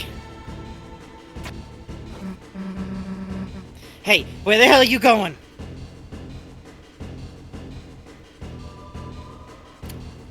And now, real quick before we reset. Chris, I'll be fine. You do whatever you need to. Oh, we should talk to Toriel. Yeah, let's check on Toriel too. She's sleeping peacefully. But Chris, do you really want to let it end there? You know how much this mattered to Susie. Maybe just a little bit more. Really funny to have to cut back to it doing Yes. that, by the way.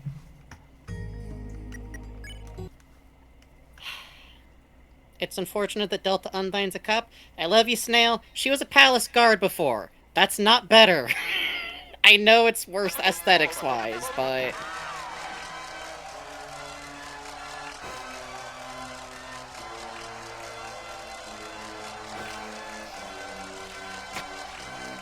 Everyone always forgets she was a royal police.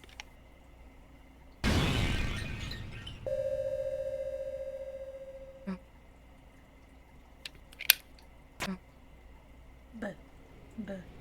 but.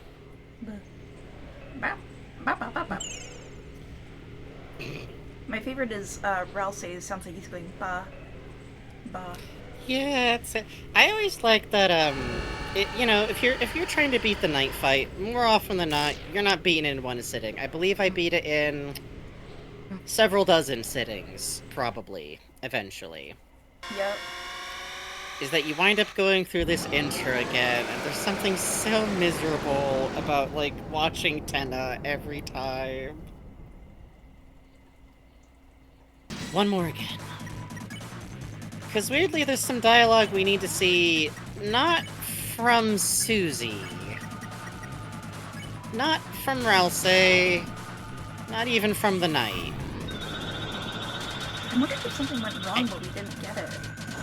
No, the first time you always, Oh, I see. like, it's assumed you know, that always happens. I would recommend that we bite it early in this one. Agreed.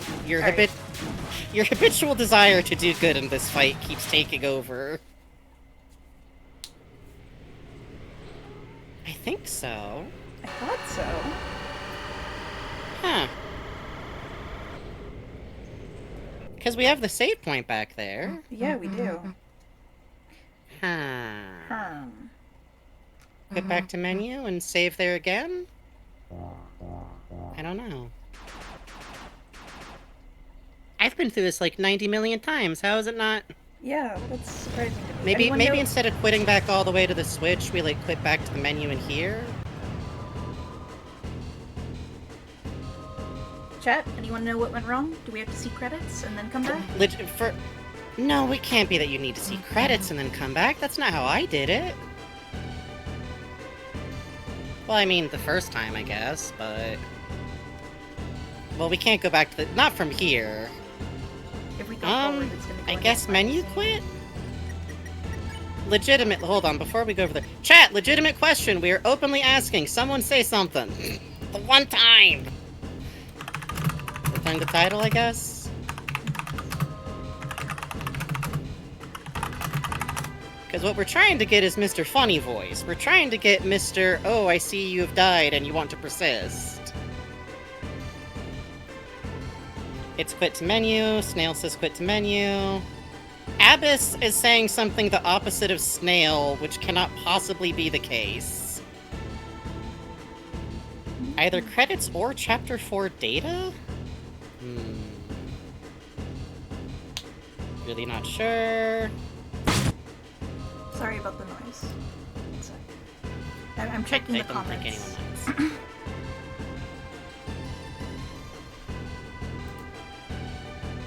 Yeah, give us a sec, folks. In both of our cases, neither of us went through this section of the game, like, this way, if that makes sense. I had played through Chapter 4, like, Chapter 3 once before. I let the night fight go. I came back for it later.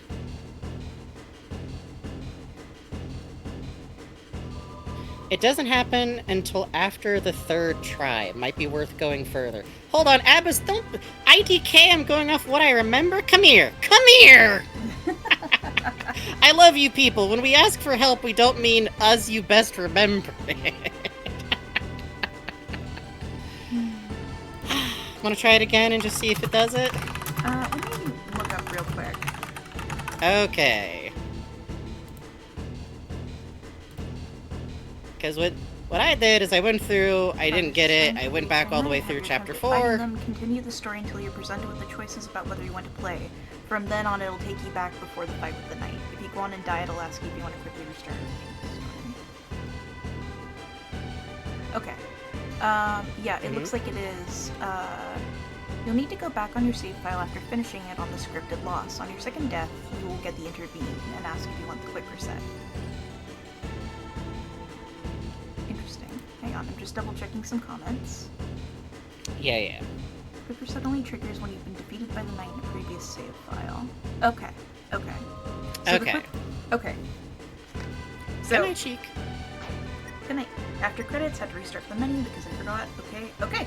Perfect. Thank you, everyone. Thank you. Then we'll go do credits. Yeah, and then sorry go do about the that. proper- Thank you. I think I just kind of assumed that somehow... I've been so locked in. But then neither of us did it that way. Yeah, I think both of us hit credits and then came back and killed the knight. Yeah. No, I did not. What are you talking about? I hit credits on chapter 4 and came back. Oh, that's what I mean, like cleared chapter 3 and then came Yeah, back. Yeah. Can't see anything. Don't worry, Peehaw, you ain't missed the night. We're coming back for that son of a bitch. Thank you, Max. You're fine, Snail. You're mod, you're immune. Chris! Chris! There's some kind of door here. So this is what made me realize that that's why the area around 10 is snowy and cold. The door was open. The door was open. The door was open a crack. It's cold. Oh wait, Peehaw, I know you. Hey, Pea. Yeah, it's P. It's Pea. We're in the light world. Damn, the In the light turquoise world? framing is cool. It is. Wait. Chris, I still see someone. They're down there.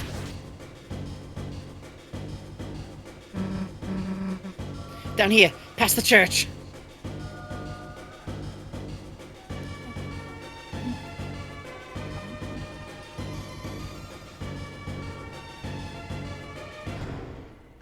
Man. Man. Hey, open up. Undyne! Officer Undyne! Say something! Hey, this is a joke, right? You're about to come out of there, right?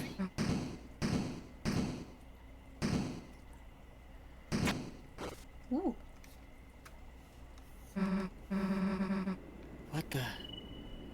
What the hell is this?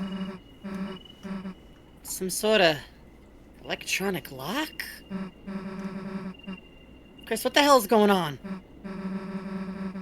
Why did they take Undyne in here? And why were they trying to take Toriel? What the hell are they doing, Chris? Like, if the cops...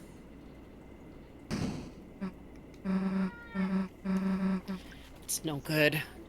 The door... It's solid steel. This weird panel. If we could just get someone to tell us how it works. But... we can't, right?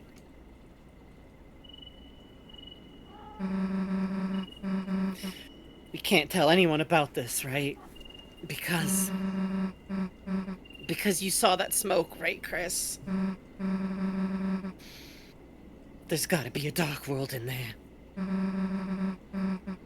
If anybody else went in there, they'd...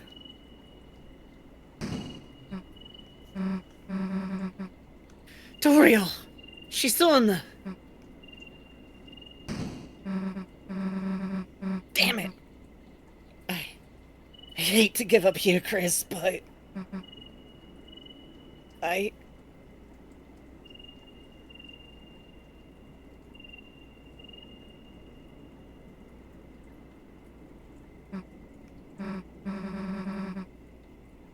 Let's just go seal that fountain.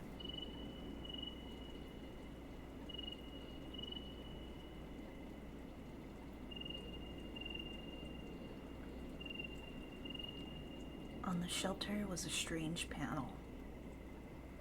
It looked like a digital security lock. There were 3 entry fields and 3 symbols besides them. One had a pine tree beside it. One had an officer's badge beside it. And one had the Delta rune.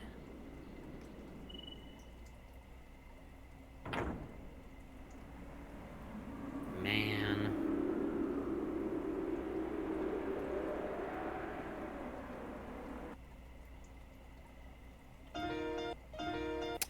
You notice that there's no smoke coming out of it the second time? Yeah, huh? So, I'm actually glad that we do have to do it this way, because I really do enjoy that the night fight is like an impossibility, an inevitability.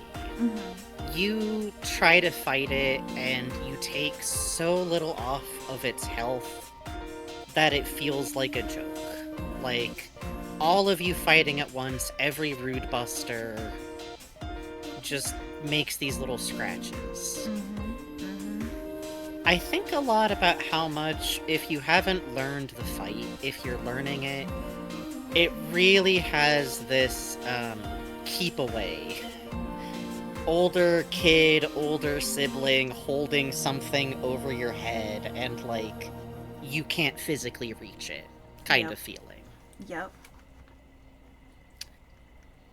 But now we can try a little harder. We could see just a little bit more. Just a little more. Actually, there is one thing I want to show. Oh? Now that we're on the main menu. Let's see. Yay! Oh yeah! Well, let's go to chapter select. Now it's late night, and hey look, the logo's changed from Tenna's face to the knight's face. Yup. It's such a clever, like... It's this silly little breather chapter. Except it's also the chapter that drops what Darkners already... what they are. And it's fun because, like, you, the player, you know. You figured it out. The entire Deltarune fandom has figured it out so hard that they've started inventing other things to try and figure out. Some of which may or may not be anything. Friend is real, and is, like, the dog at the end of Silent Hill 4's Aliens endings. Yep. Not 4. Working 2 is my favorite. Chris drops to the knees and goes, all along! No! It takes it so seriously. I think it's a really wonderful way to set up... What a moment. What a way to have the knight enter the story proper. Up until now, it's like a figure you're told exists. I'm not even sure I believed the knight was real. I thought the knight was just Chris. Right up until this. Exactly. Yep. Point. Bah. And what an entrance. The smearing, the blurring. It looks like... I think anyone who's played Undertale thinks of the amalgams during this. Like, Yep. 100%. the black and white sprite work, the weird way that it moves and bends and flows. But then there's these strange, like, the explosion of energies. Same with the knight equals Chris and a Pratt. Yeah, I think it's very common because, like, it's interesting to me that something is up with Chris in a way that the story makes sure to tell us immediately. Abba says, I also like the chapter select icon changing because it almost feels like it's taunting you to change it again, challenge it again. Yes. Yeah. It is very funny. I remember when I was going through chapter 4, having the moments of, like... There's that fucking knight. By the way, this is about how my first runs of it went. Here we go. Very interesting. Your loss here is all but guaranteed. And yet, you persist.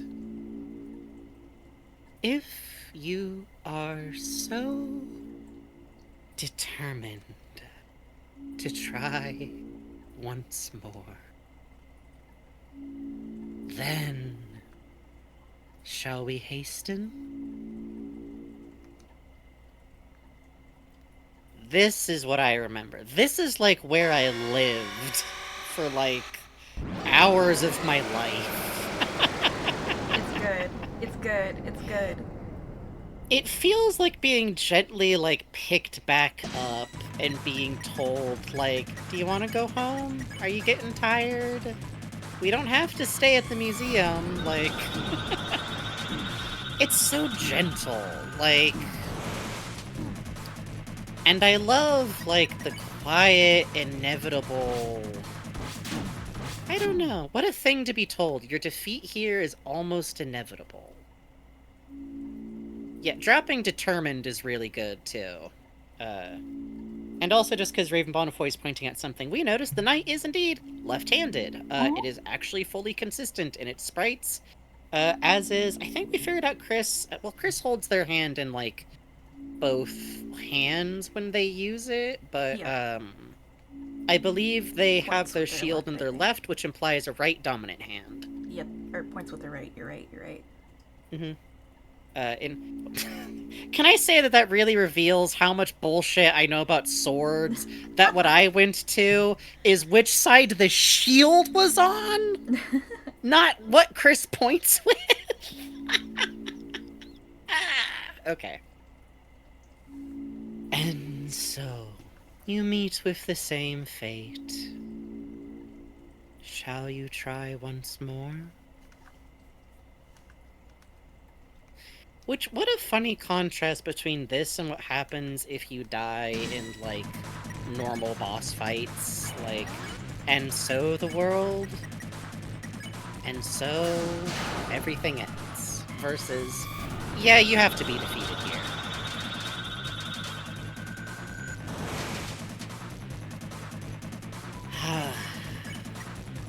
By the way, if at some fucking point Asriel shows up and does something left-handed, I'm going to scream.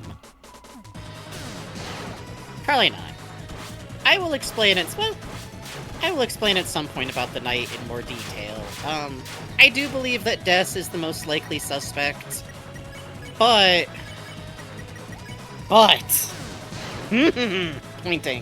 pointing at the sky, marching around. Also, kill a job, Bugs. If you keep refighting without the mantle, Snail says, he tells you that you are missing something important, and asks if you want to persist anyways. Oh, I didn't know that. I never really tried it without the mantle. Oh, yeah. Yep. I went back for that bad boy. It should be noted, though, the mantle is not technically a requirement for getting through this fight correctly. If you keep track of the damage being done, that was a good example right there. Susie is just taking massively less damage than, like, Ralse is. The mantle is uniquely protective against Star/Dark Elemental, which is the exact elemental combination that the Knight uses. That's part of why I highlight the fact that Tenna also uses Star Elemental attacks. It also works against Tenna. What's up with that? I don't know. Are Star and Dark, like, linked elements? Like cats and puppets? I don't know. Scary. Oh, Bugs is in the zone. Bugs is doing this bad boy. The Knight is such an intimidating figure. I really do think that, We're gonna like... be doing this one more time, so I'm just gonna go through the Susie dialogue. Yeah, I figure this time. I will do the dialogue again on the last time we go through, and I will do all of the dialogue in the ending again. Cool. I don't know, it Sounds just good seems by me. right. More fun. Ah. Unless I slip up. I heard Sean say you need to have this to have a chance, and went, salute, and never looked back. That's because you know to obey a 9-foot-tall, non-binary icon. Yup. I don't know about you, but I always imagined Sham as, like, giant.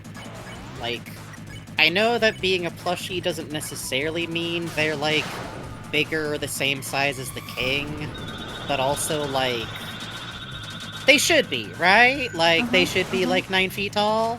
100%. They should be, like, somewhat shorter than Tenna. Snail says, I have almost gotten all the way through without the mantle. I'm gonna do it. I want you to, because I want someone in our friends group to find out if that does anything different later. I want you to walk in one day during Chapter 5 and go like, hey, the mantle crawled out of a garbage can and spoke to me.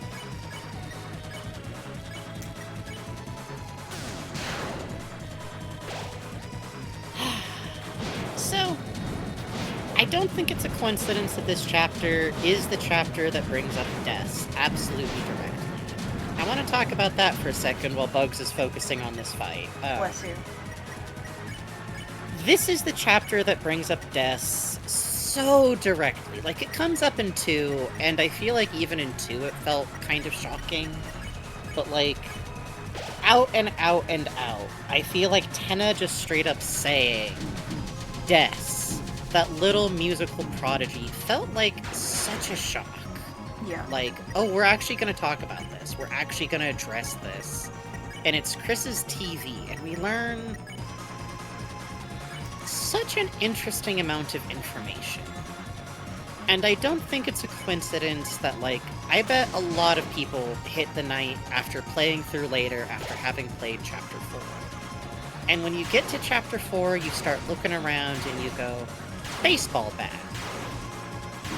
ice skating equipment, a lot of beat-up musical instruments, which I always think of as just shithead kid who's never been told that if they fuck up their flute, they never get another flute again, playing sort of their flute. I don't think it's serious. Yeah. But, like, I do think there are so many cues that very likely it is some manifestation of Des in some form. Whether that's having been resurrected the same way an amalgamate was in some way, whether it's the same way that once upon a time, a child and a human, the two children, tried to resurrect someone from the dead. Maybe Chris's soul is in there, and that's part of why Chris gets all of this weird physical feedback during this fight. I don't know. We don't have that information yet. Probably someday we will get it. I think that of all of the mysteries of this game, the Knight is probably gonna get addressed. But I think a lot about Asriel, too. And how this is also the chapter where we're reminded that the information we think we have about Asriel is really out of date. Damn, nice! 2 HP, baby! Not that nice. Yeah, better than down. True. We take that. Still living. Can't wait for how it's gonna feel revisiting this chapter when Deltarune's all said and done. Lol, like, oh, I'm prepared for it to sting bad. Yeah. Deltarune's interesting because I feel like every new piece of the story we get always has, like... Calling it a twist is, like, both very dramatic and a little reductive, but it is fun realizing what we are assuming and what we don't know. I love that you hear, like, oh, Yoshi? No, Asriel hasn't liked Yoshi since he was a kid. Your mom brought it up because your mom is always gonna remember Asriel as, like, a 7-year-old a little bit. She's a mom. Yep. That's kind of what moms do. This attack, I always think of as hopscotch for some reason. Yep. Or I guess I should say, jump rope. It has a little bit of the, my mother's name was Mary, Mary used to fly a kite, that kind of weird. Yeah. There's like 50 million regional jumps, rope rhymes, and moving around a lot as a kid teaches you that you will never know the new ones somehow. Oh, you don't know double triple dutch? No, you guys made that up. Thank you. I'm 9 and I'll be reading manga in the corner. Thank you. Actually, I don't think I had manga. No, I'm out. Side note, by the way, this theme does in fact absolutely ball. Oh, cornered! Let's go, baby! This is... let's see. There's something I was going to mention. Oh, yes. The Knight showing up here happens in the middle of all of this new information. And it makes me so happy, because I can't tell if I'm being juked or if I'm juking myself. This is where all Deltarune fans wind up somewhere. And I'm not that weird about the Knight. I'm a little weird about it. I think this is my favorite of the... Time to die. Time to die! Okay, one more hit, and then we're gonna die on the big attack. Sounds good. I love that. I think we'll get it even if we die here, because I've bit it here before.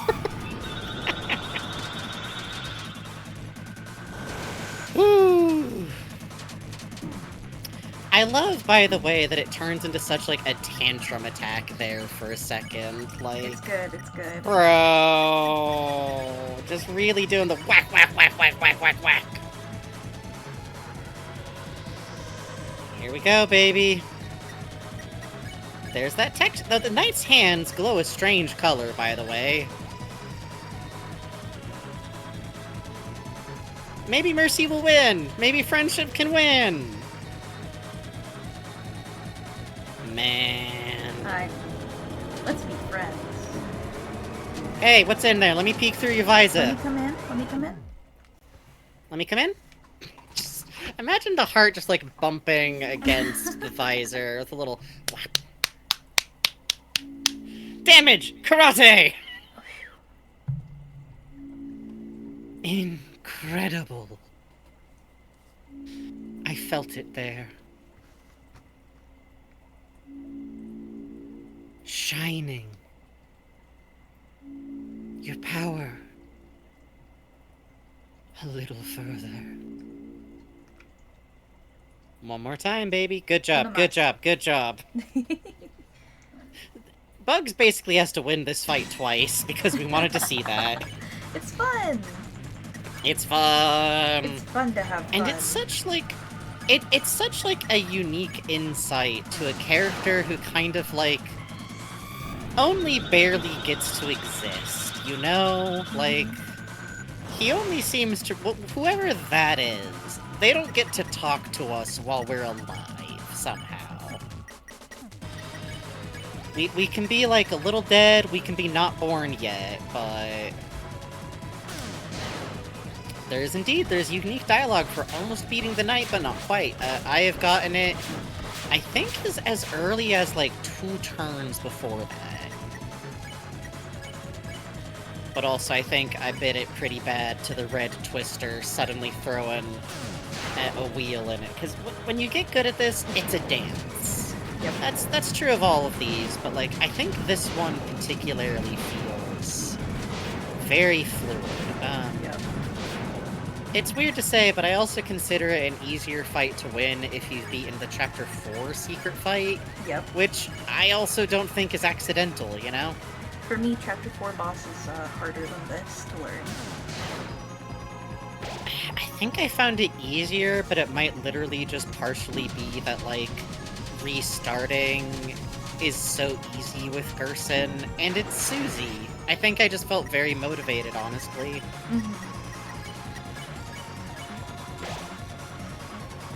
This song. Oh, The yes, song I of love 10 Black million death metal guitar covers. My favorite is actually a banjo cover. It goes fucking hard. Banjo cover. It's cool. yeah, it's a great one too because it's just hit. Didn't think we'd still be standing, did ya? It's a great one too because it's just like recorded in the guy's car, which is how you know it's like really legit. Fuck yes. Because like yes. a car is like a kind of okay audio chamber for music like that. I'll post it up in the Discord if I remember later or on break. Thing is, you actually messed up picking a fight with us. There's something so good in this fight, too, if you've been doing it over and over and hearing Susie's speech over and over after a while. Like, you start getting good enough at it, you know? You do. Oh, you know it, Floor? It's good, it's good. Saluting.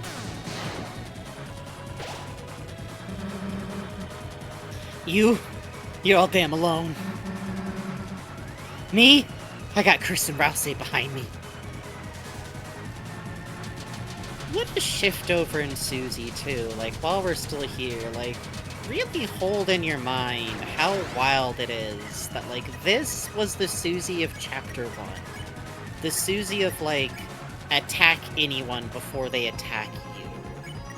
Of, like, how hurt she was. Even if you knock me down. As long as Chris, Rouse are here.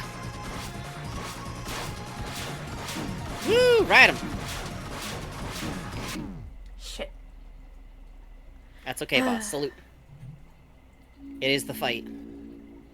And it is I will 11. not reread that dialogue up until we get past there. It is 11. Let's take a quick break. Oh shit, you're right, we gotta take a break. That's, you know what? Hey, there's a good advice, chat. If you're doing a hard fight, take breaks! Yeah. I'm not kidding.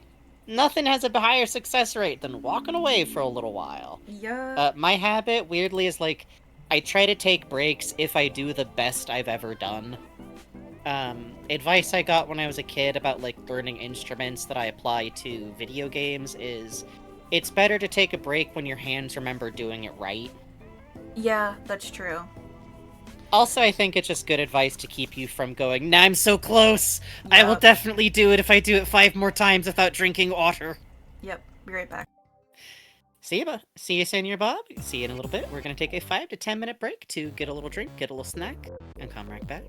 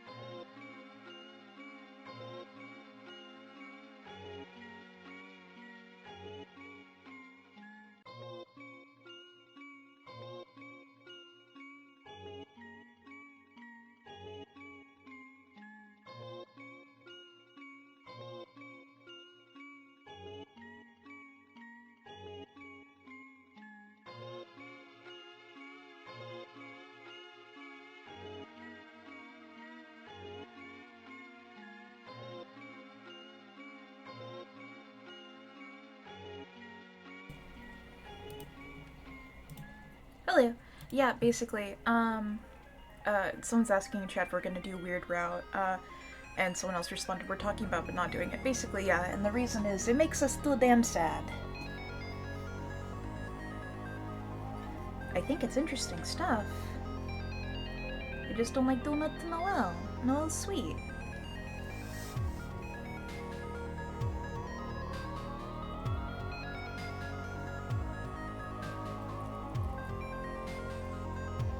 But no moral imperative against her or anything, you know?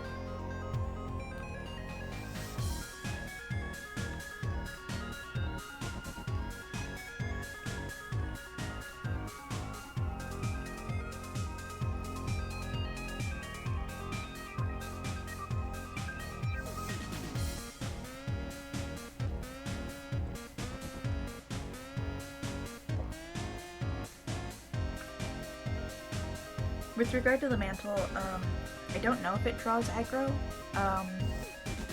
IMO, it feels like a pretty even spread from my experiences with it, but maybe I'm wrong. The one thing the mantle mainly does is you notice that when Rousey and Chris are knocked down, it says swoon, and they're at negative 999. Susie's does not go to negative 999. It goes to a healable amount. And also you take less damage. Yup. Wait, Susie still swoons, doesn't she? She does, you're right.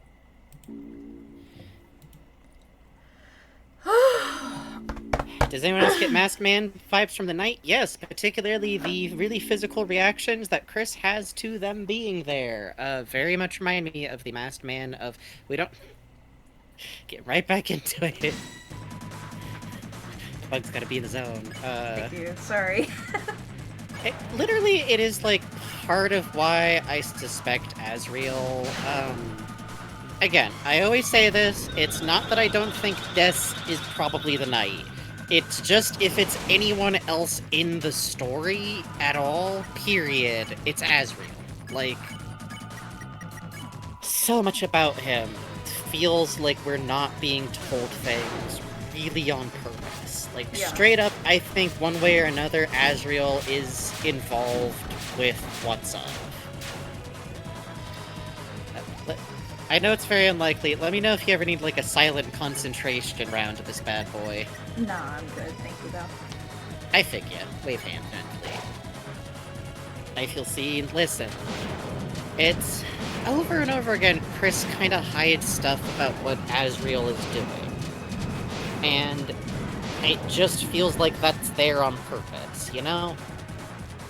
I feel like playing with our expectations about Asriel, about this being an Undertale-like world, is very in character with what we've seen so far, and I almost feel like people forget Asriel was Flowey, if that makes sense. Like, it's odd.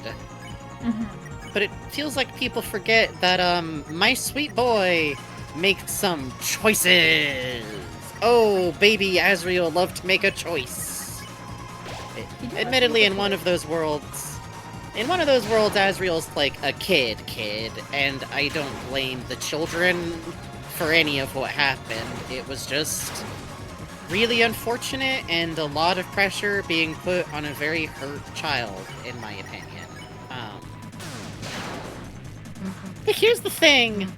When I think of a rational, clear-thinking choice I've made in my life, do I think to myself, ah yes, back when I was 19 years old?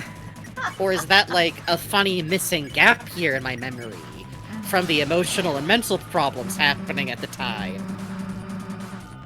And I didn't have, like, my parents' divorce, my best friend who got, like, missing forever, and is, like, maybe why the divorce happened. Oh god, I thought you meant you for a second. I was like, I've never heard this Frankie lore. I'm sorry. It's okay. I swear I fronted that with, and I didn't. I hope. Okay, from here no, on my out, parents we'll divorced when I was, like, dialogue. 7. Okay. Soon, right? Yes. Next time Susie speaks, it'll be new dialogue. Thumbs up, thank you. I just think that everything on Asriel's shoulders makes sense if he started getting a little, kooky. Getting a little wild. Yup. Making some choices.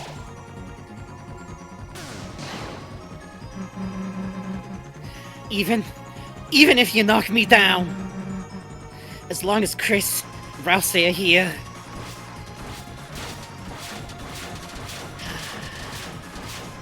And here's the thing, too.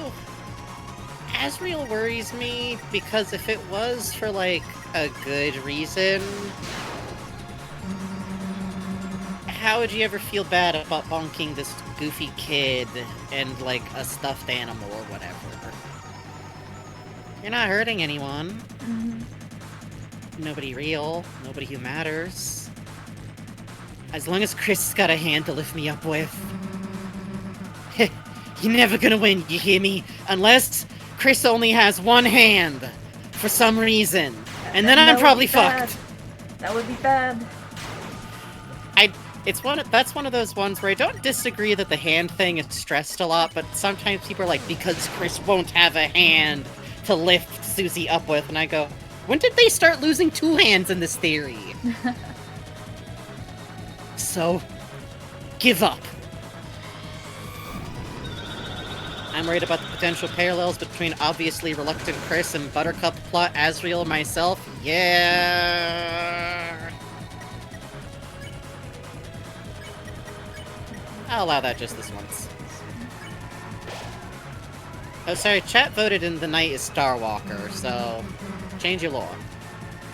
You know you can't win, so give up!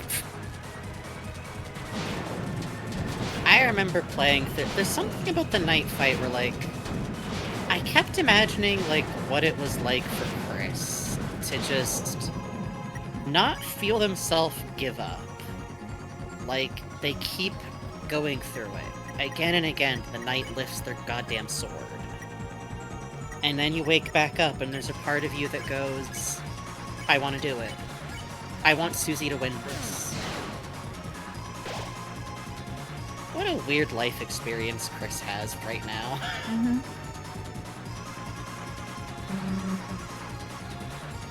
You won't even say a thing, huh? Woo!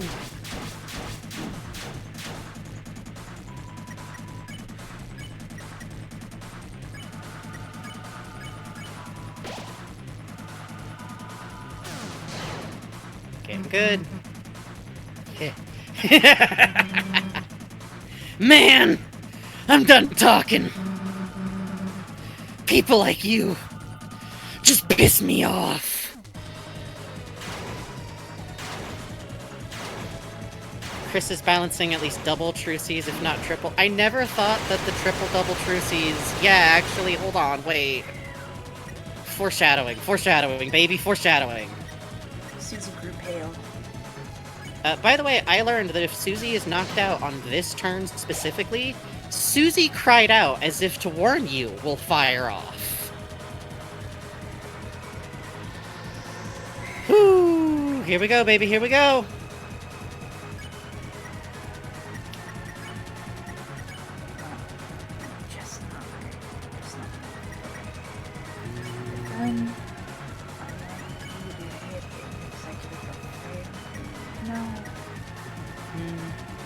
Maybe just defend and clean up after? Just for Susie. I just need Susie alive.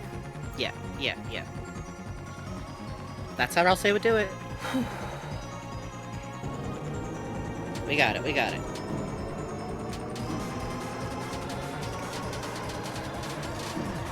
Woo-wee! The scream, the roar, the color of all the fountain colors. I will say, when I wonder if maybe it's Death's, I wonder what it would look like if you opened a fountain on someone. Damn! Good job! Good job! Good job! It's all we needed, baby! This is what it was all for!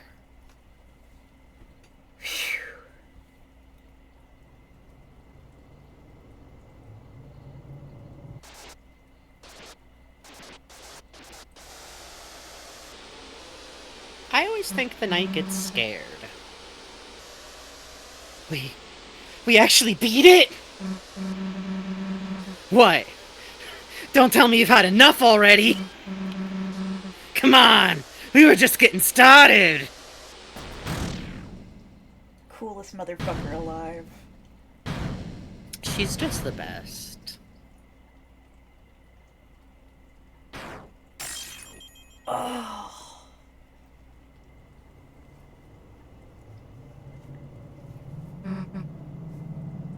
My gentle chat, I request that you keep an eye on the knight.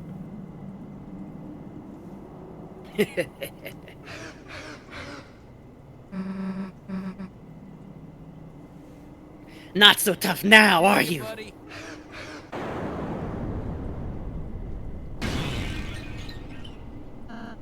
Susie! How could you?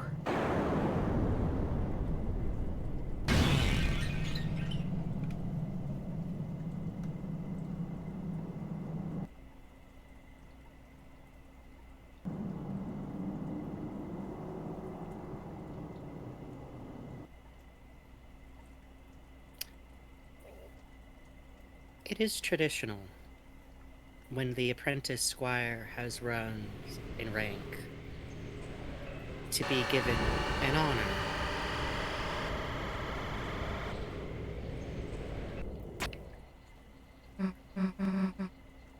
No, you can't. Can't take her. Since this is the same, do you want me to through it? Nah, I want to redo it. We're living yeah. it again. Hey, you! Stop! Police! What the hell is going on here? You've got some explaining to do, punk! I love the Zero-esque form. Right. Holidays, baby. Yup. Hey, what are you doing? Put me down! Hi, thanks for the raid, folks. Thanks for the raid, Synth. Glad you all are done being stuck at home. You could not have come in at a funnier time. Yep. Just watching the raid going and like, I hope Synth remembered this is a spoilers yes stream and warned everybody. I hope there's one person in here who's never seen any Deltarune somehow. Yeah, Unlikely, this is Deltarune. This is what it's like, baby. Hey! Hey, where the hell are you going?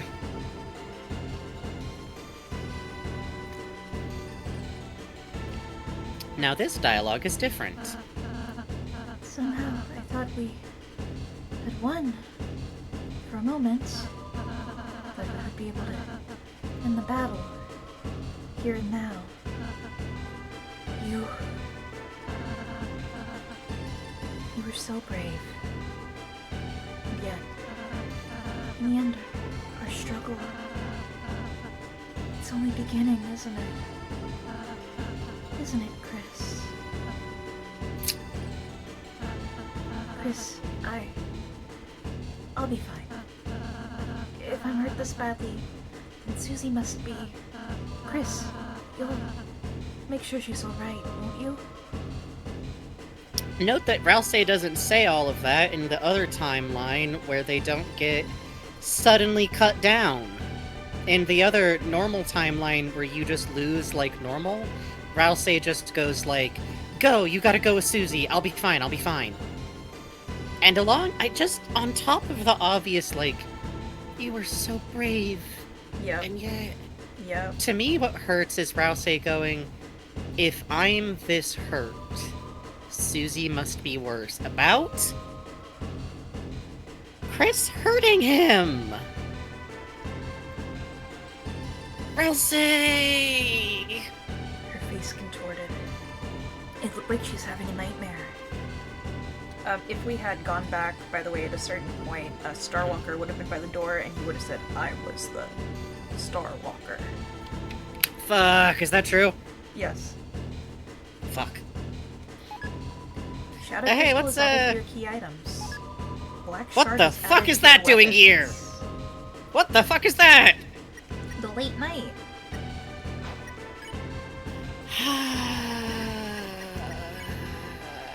A dagger-like shard of the Black Knight strikes the weakness of dark element enemies. No ability, -2 magic, or no, just cuts your defense. Look at all that attack. Yeah, it's just that your bounce blade has defense on it. It's 30 plus 14, 44. Shin Shin, death, death, baby. Death, death, baby.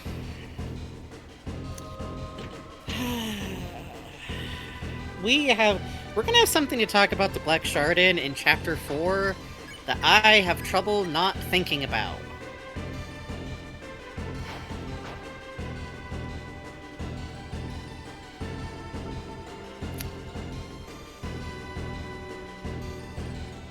I love that these, like, lead us to the door. There's something good about, like, Undyne, even while being dragged away, giving us a pathway to, like, evacuate. I would not be surprised if she didn't do that on purpose as soon as she saw how it worked. I always love that she must have come in to save us from something. Can't see anything. Chris? There's some kind of door here. It's in some kind of door grave, Chris. There's some kind of weird route out of here, Chris. I think we can take it. Chris just no. But listen, I'm just saying, if you can reset time, what if we kill Birdly once? I think we should proceed out of this door, Chris. We're in the light world. Wait. Chris, I still see someone.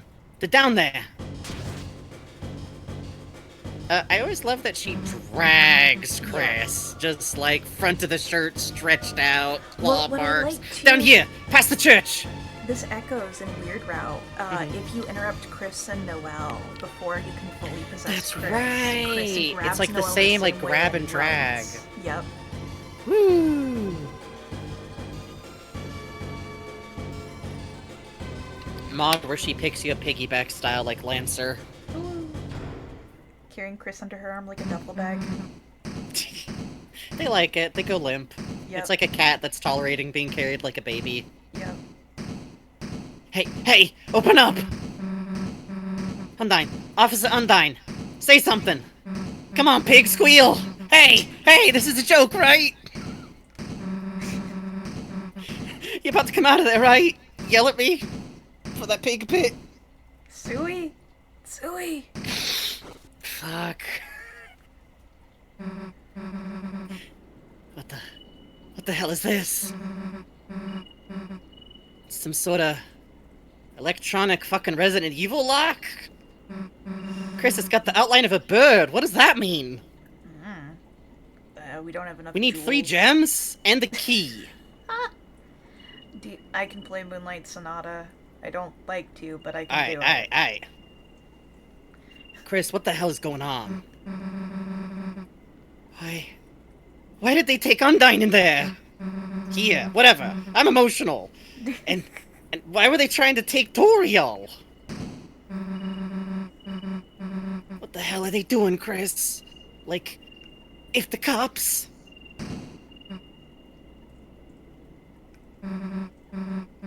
It's no good.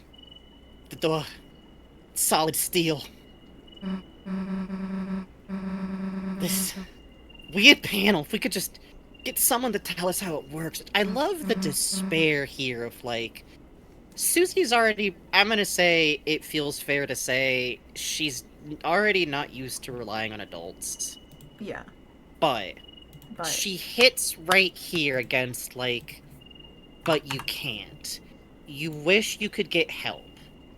And you're in a situation where you feel like you can't, which I think is, like, a very teen years emotion, whether it's, like, you're getting bullied, or you're having depression problems, or a myriad of other issues, but of, like, this frustration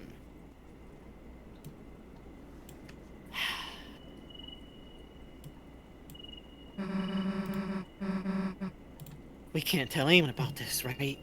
Because... Because you saw that smoke, right, Chris? There's, there's gotta be a dark world in there. If anybody else went in there, they'd...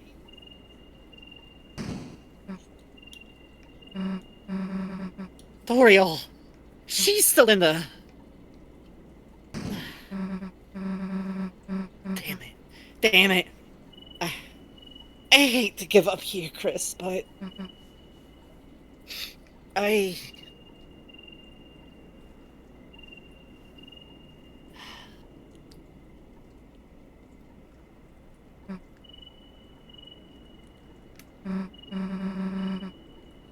Let's just go seal that fountain.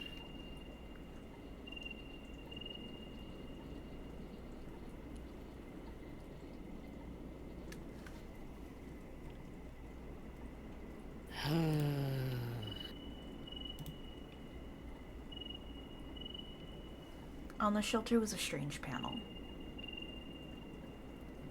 It looked like a digital security lock. There were 3 entry fields and 3 symbols besides them. One had a pine tree beside it. One had an officer's badge beside it. And one had the Delta rune.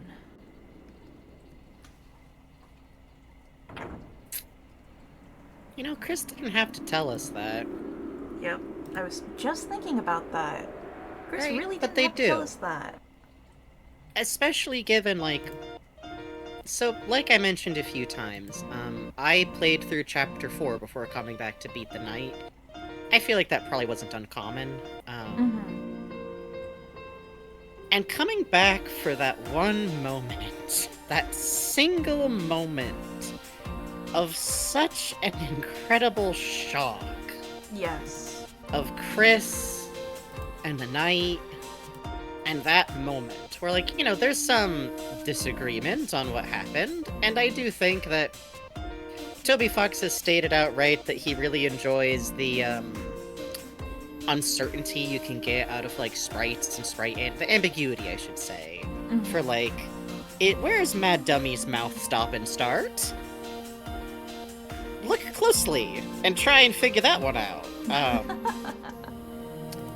And I do think it is a scene that is meant to be it's unclear and it's also shocking.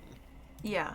But yeah. having that and then hitting Chris going, we need 3 codes. Here's the symbol for the codes. Right before being like, let in is so... Yeah. Yeah. And it's not pouring smoke when it opens the second time. Which is interesting. That might just be stylistic, I don't know. But also, that shouldn't be possible? Because you seem to need a human soul to shut fountains. What other human soul is fucking running around? Hey, where's Chris's original soul if we're not the original soul? I worry about that. I worry about that a lot. Now it's worth noting that, Toby, when these chapters came out, said, like, I know people are really excited. I think I, like, read this out even once, but, like, more or less, like, please consider taking a break between these chapters. Yeah. It is only 11:30 though, so... It is only 11:30. I guess, unless there's anything else, I'm just like a little... There's something you could do. Just like a little something. There's a little something. You want it? Really not. Fuck it. We're not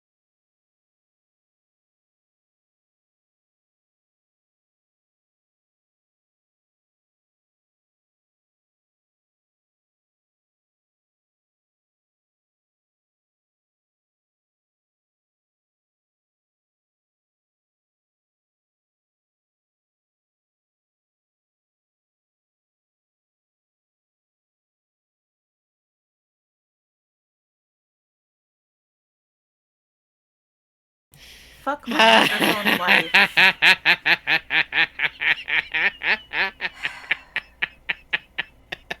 Hello, everybody. Can you hear us now? They You can hear us motherfuckers now. have to say if you can hear us now. Okay, okay. Thank you for telling Hello, us. everybody. I do not have a custom rhyming intro to bring us into the show this time. However, as you might have guessed, because it is in between chapters, it's time for mics. You gotta have a mic. You gotta have a mic check. You gotta check the sound. You didn't even hear us having an entire meltdown over the effects that we had to fix back when things were broken. Not coming on this time. Yeah. But it doesn't matter because we have some things to do. We have to do some things. We have to do some house cleaning. We have to do, well, I mean, first of all, we got to, okay, so this is going to sound weird. So don't worry about Tenna. We pushed him into a corner and put a tarp over that bad boy. Just don't worry about it right now. But he did adjust our scheduling, and for some reason we have to talk about what food a deer girl didn't eat this chapter. Hi, Pluie. Hi, Pluie. We have that as a list somewhere. Hold on a sec. I put in a Google Doc and organized it for us. Correct. Let me go get the Google Doc. You vamp for once while I get our Google Docs open. Hi, folks. So, yeah, you may have noticed that we had cardboard standees when we swapped over for a second. Yep. And you may have noticed everything layered wrong. Got it. Second, I had to fix something, and so it all came in out of order. My apologies. Thank you, Frankie. Yep. So this is the original ones, and I'm going to scroll us down to Noelle Reacts. That's chapter 2. Okay, so here we go. Yeah, we're right here. We stop reading here, I promise. Yeah. We have, if you give Noelle rotten tea, she goes, no flavor anymore. If she turns out, do we want to just alternate these so then get through all of them and stop to comment? We'll stop and comment on ones that are interesting. TV dinner number 1, which is pie. Butterscotch. TV dinner number 2, the ice cream. Brain freezes for the week, and if Chris eats it, what are you, a unicorn? Which I love, because that suggests that Chris does have unique reaction things that they do to these types of things, just like we don't see them. Yeah, it's true. The plain fucking unicorn. Pippus. Can we keep it? If Chris eats it. Chris! I wanted that. So, would keep baby chicken egg of Pippus under heat lamp. What happens next may surprise you. Yep. Flat soda. Whatever, it's just Chris's. Which I love because that is the true resignation of someone who, has shared drinks with someone forever, but I also want to note that that means that Chris doesn't tell her that Susie drank it first, which is probably for the best. Yep. TV slop. Here, I refreezed it. Exec buffet. Caviar again? Really funny? Really funny? Really funny? What do you mean? Deluxe dinner. I'm, an alien? So she's wearing the little tennis. Yes. Shadow mantle. No, it's for someone taller. What do you mean? What do you mean? What do you mean? What do you mean? What do you mean? What do you mean? What do you mean? Why does that sound as if it's phrased like she's trying to tell you Susie should wear it? Or the knight? Or... Why does it sound like she can refuse to wear it at all? Lodestone. Did your mom eat the non-shell part? So she still eats snails, by the way. Lodestone has, depending on the save, this wasn't implemented in the game, but it's interesting. It's described as different things. For the second one, she'll say, like, isn't this Azzie's? Because it's a runner-up medal. And, yeah. The third one I don't remember, I'm sorry. Yeah. Ginger guard. This smells amazing. Sorry. Blue ribbon. Go to team? Tenatai. The Tenatai item description says, how do you wear it? And Noelle goes, look, I'm like a gift. She wraps herself in a bow. Saber 10. I'm not against using it, but... That's the cactus needle sword. Toxic axe. No way, Susie wouldn't use that. She would. Yep. Flex scarfed. Twist it and it's a wreath. Black shard. Equipable. No comment. No comment. Noelle can wield the Black Shard. Noelle can wield the Black Shard, which is categorically considered a sword-type weapon, the weapon class that Chris usually uses. There's one other sword-type weapon that she can freely equip.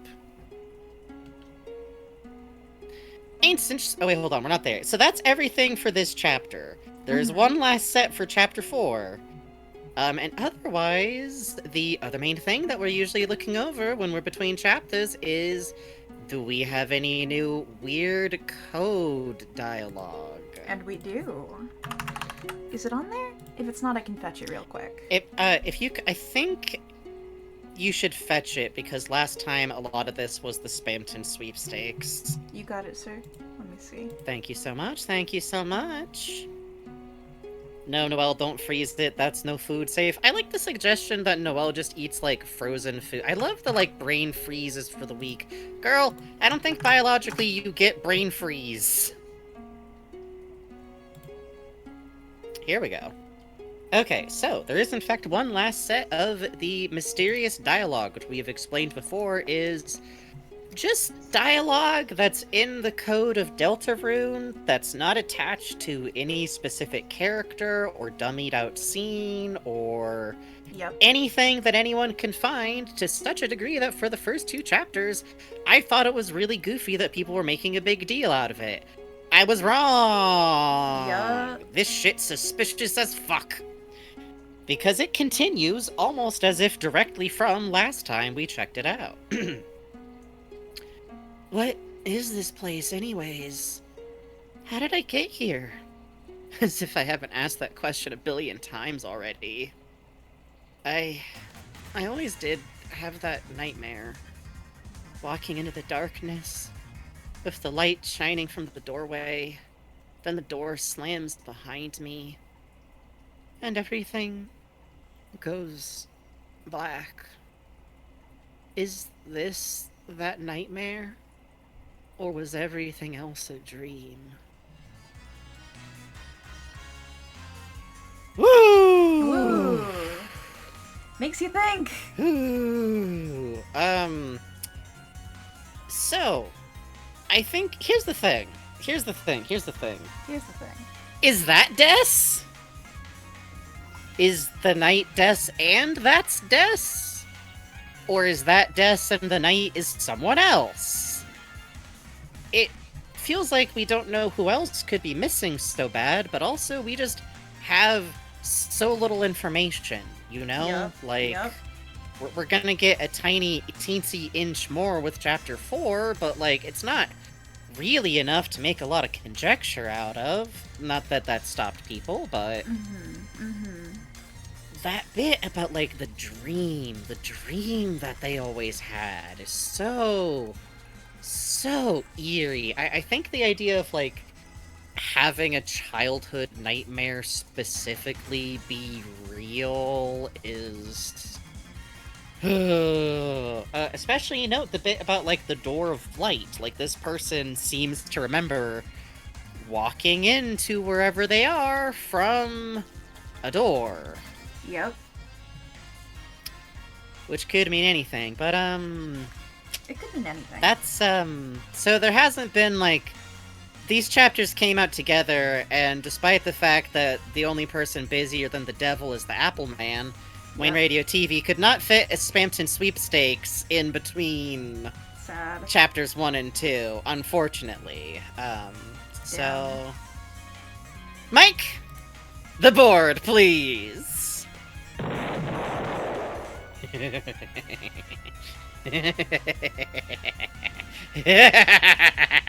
Oh, do you think we don't have stuff to talk about? We still have stuff to talk about. And nobody's leaving home. The doors are locked. We're staying in here.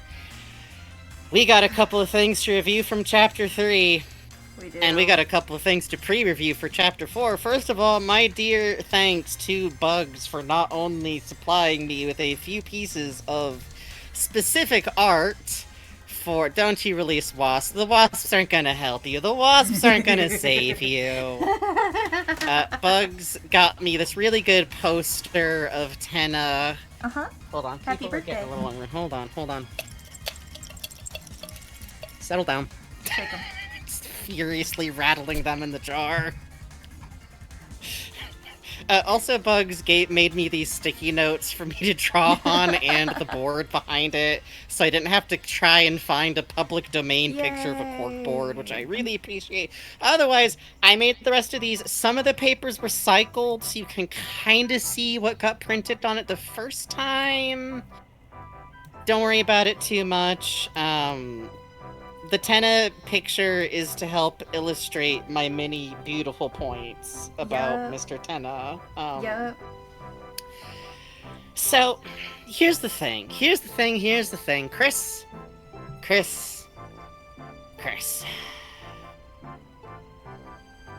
I did like a Poirot type investigation. You did. Into every possible angle of did Chris fucking swing or not. I am going to begin there, because as I said, it is one of those things that is up for debate. I have read, with mine own currently non-existent eyeballs, someone type out the words, now yes, Ralsei is facing the wrong direction to be talking to the knight, and it would be weird for Ralsei to be saying, how could you, to an enemy, but... What but? What but? What do you mean? Not, but like, I kind of love that it's so debated because, like, I don't want it to be true. I don't want... Jesus, sorry, hold on. Ordeal Caretaker called it a flint paper style headshot. That's exactly what I was going for when I drew it. I have that headshot. Beautiful. You understand us? We have the correct fandom so much.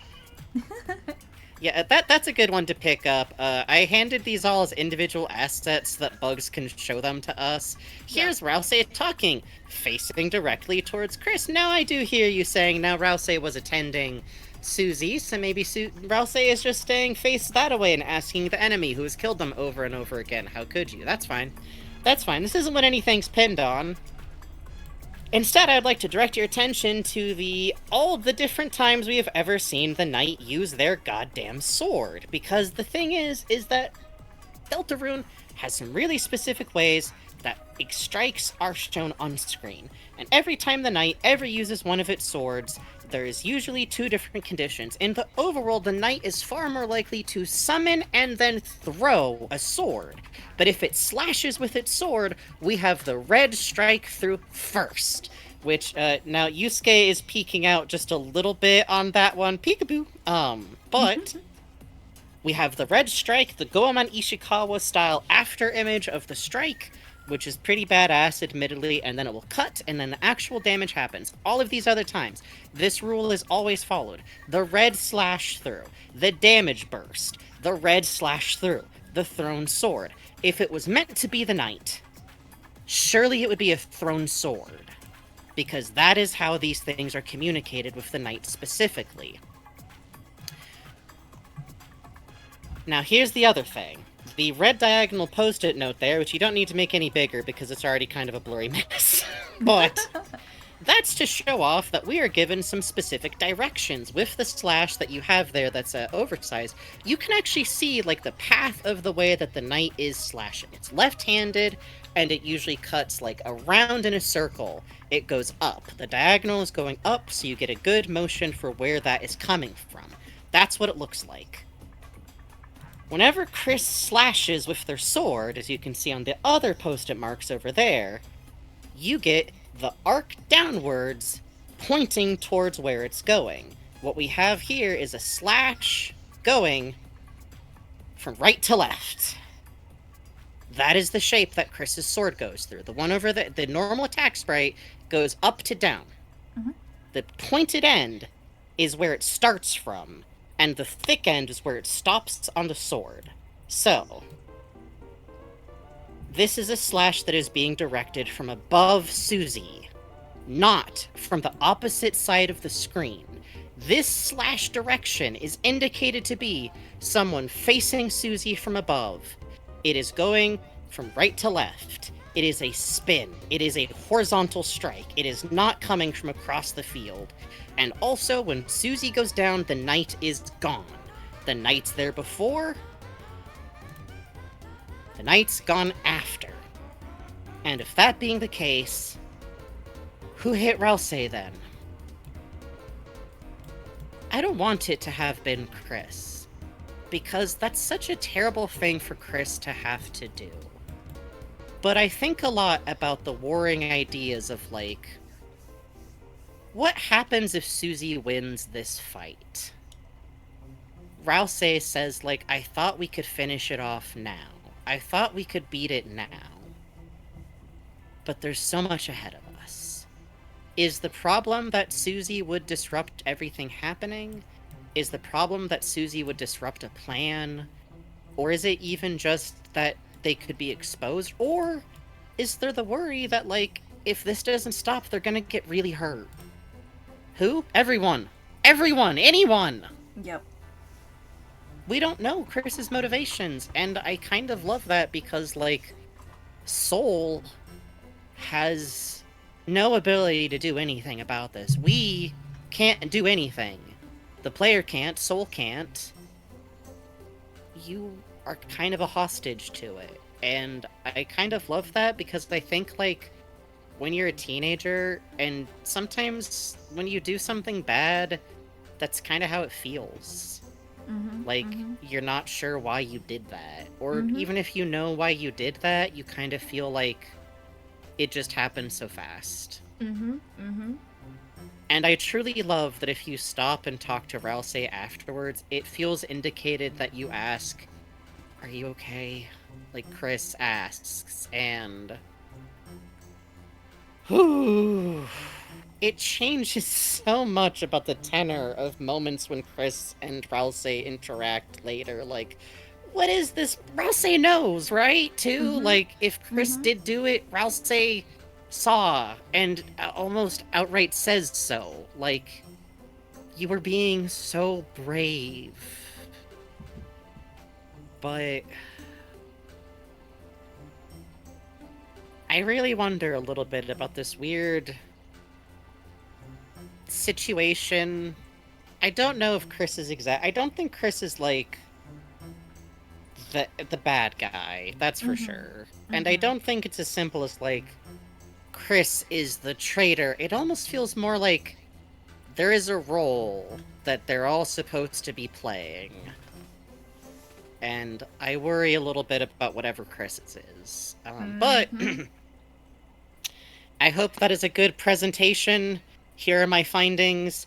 I want to underline here, most of all, from the way I have gone over this visually, to remember that the crew who makes Deltarune are incredible artists and incredible communicators, and if they wanted us to believe without question it was the night, it would be incredibly clear.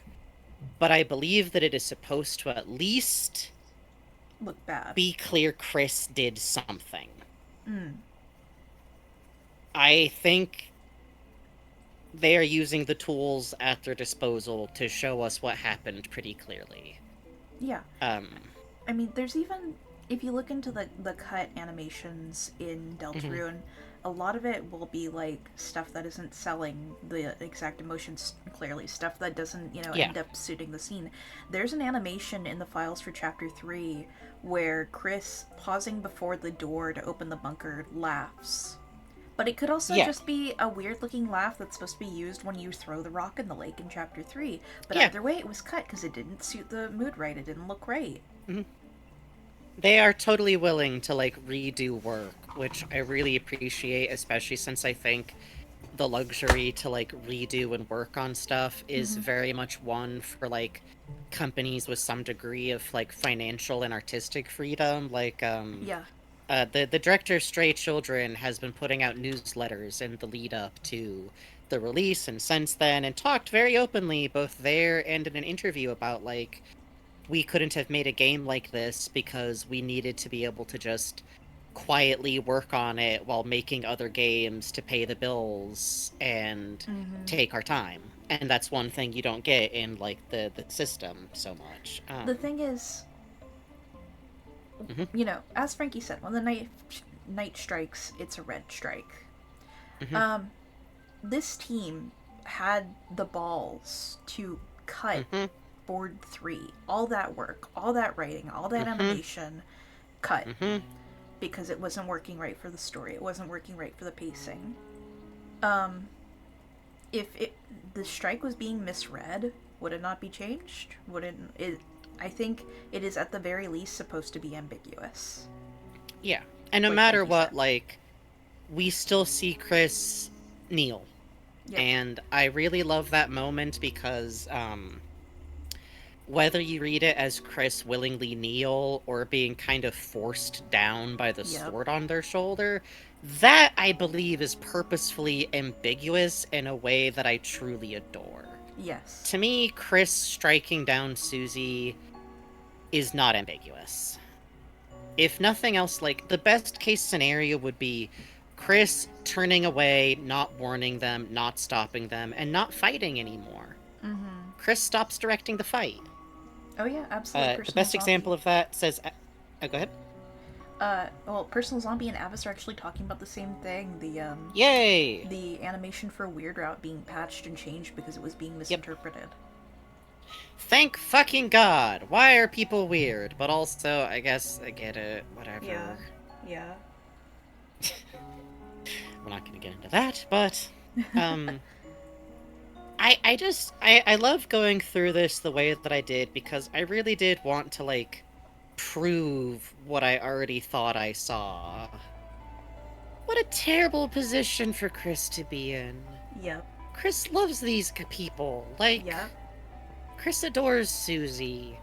Against everything in the world, it turns out their shitty school bully who's not even very good at it to Chris. Like, I don't think Chris is actually bothered by any of it at all. They seem almost charmed. Yeah, the writing from the Spamton one where they joke about it is Yes. really funny. Oh my god. I still love that. But, like, what a thing for Chris to have to do. And it really makes me wonder about, like, these moments and bits we get. It makes me think of the bead toy at the hospital, which, you know, Mhm. infamous from the blue bead is broken off. Well, But and I also, think, too, about the interaction... Go ahead.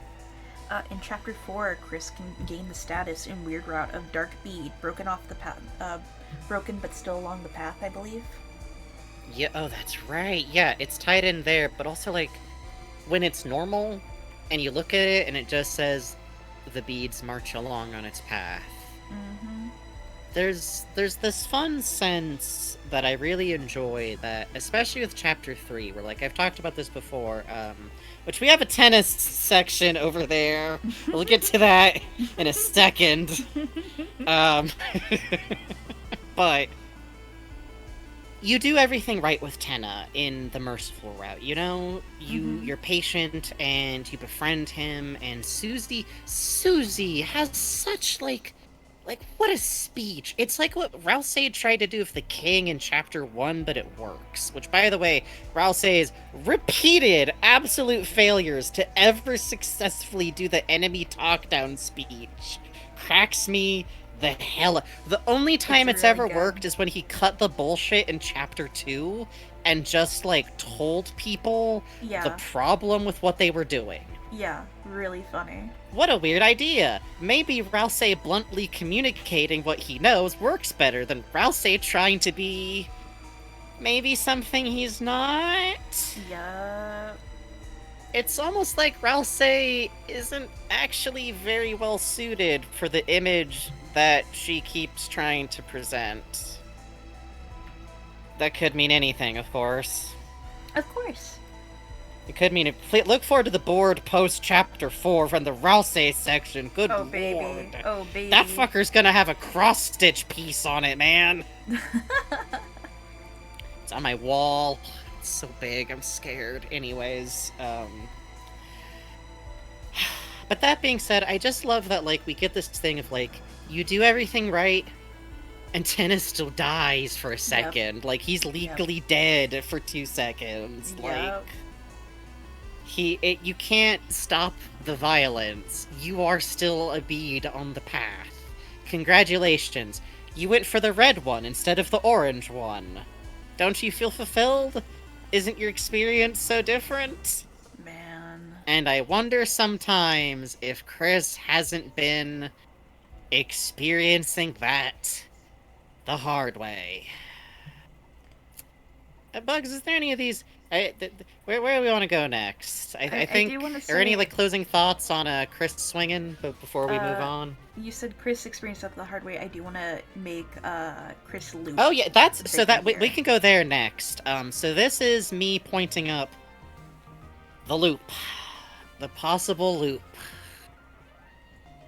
This is a composite image that I made. There's no point where you see this text at the same time as you see this save file. The number is not significant as near as I can tell. It just always shows the amount of time you have been playing for already, I believe. And when you save over it, you save over it with your normal file name. We pointed this out when we played through this. And why does Noelle say this is supposed to be for someone taller? Why does Noelle have all of this dialogue for all of these food items?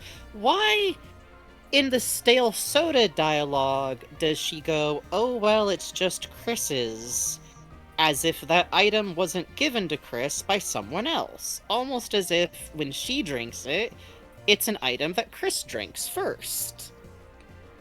It's interesting too because like she will comment on like Susie having things, but yeah.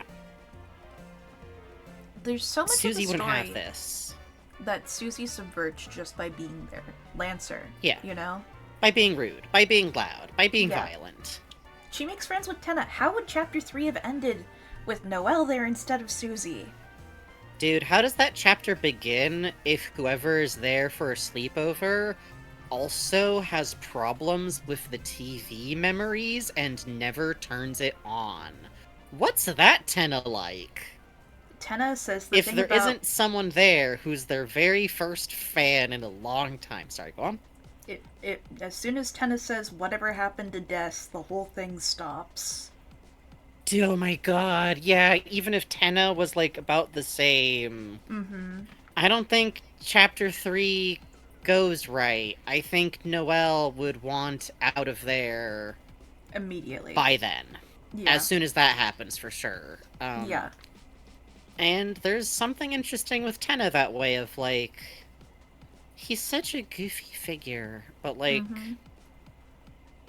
It's interesting, too, thinking of, like, Ralsei's reaction to Tenna and Chris's reaction to Tenna. Surprisingly fragile. Isn't it about time you got a new TV? Mm-hmm. Mm-hmm. This something I didn't is the mention. time in the story when the businessman dies. If you've done Sword Go ahead.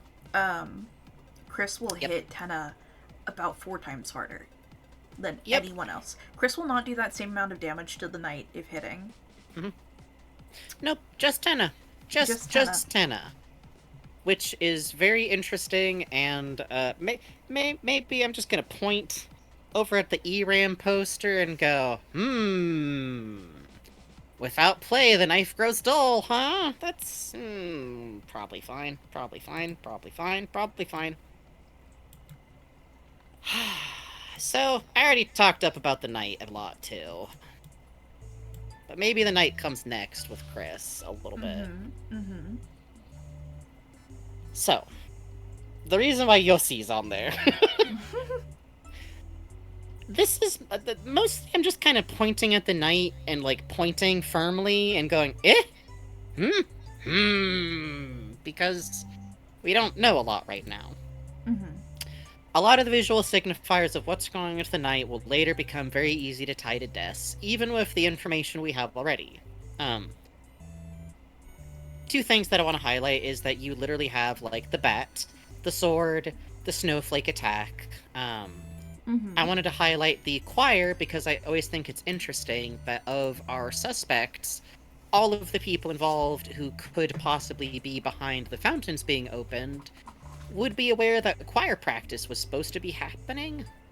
But maybe they would be someone who'd be aware. The best case scenario is that they also know that Toriel would have canceled it.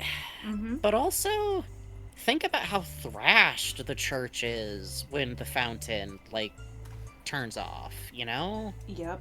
normally spaces that we're in don't get that messed up after a dark world's been opened in them. Like, some cards get pushed over and stuff, but there's like everything's just strewn about in the church, and Yeah. it feels like maybe they showed up and nobody was there. And they thought Toriel would be there. Um, But, go ahead. well, something interesting is we have this little thread, this thin little Mhm. thread of depths. Mhm. Mhm. Um, we have depths. We have these different heads for the oh gosh, the vessels that look like kind of waterlogged. We have this kind Yeah. of recurring like motif of water and rain.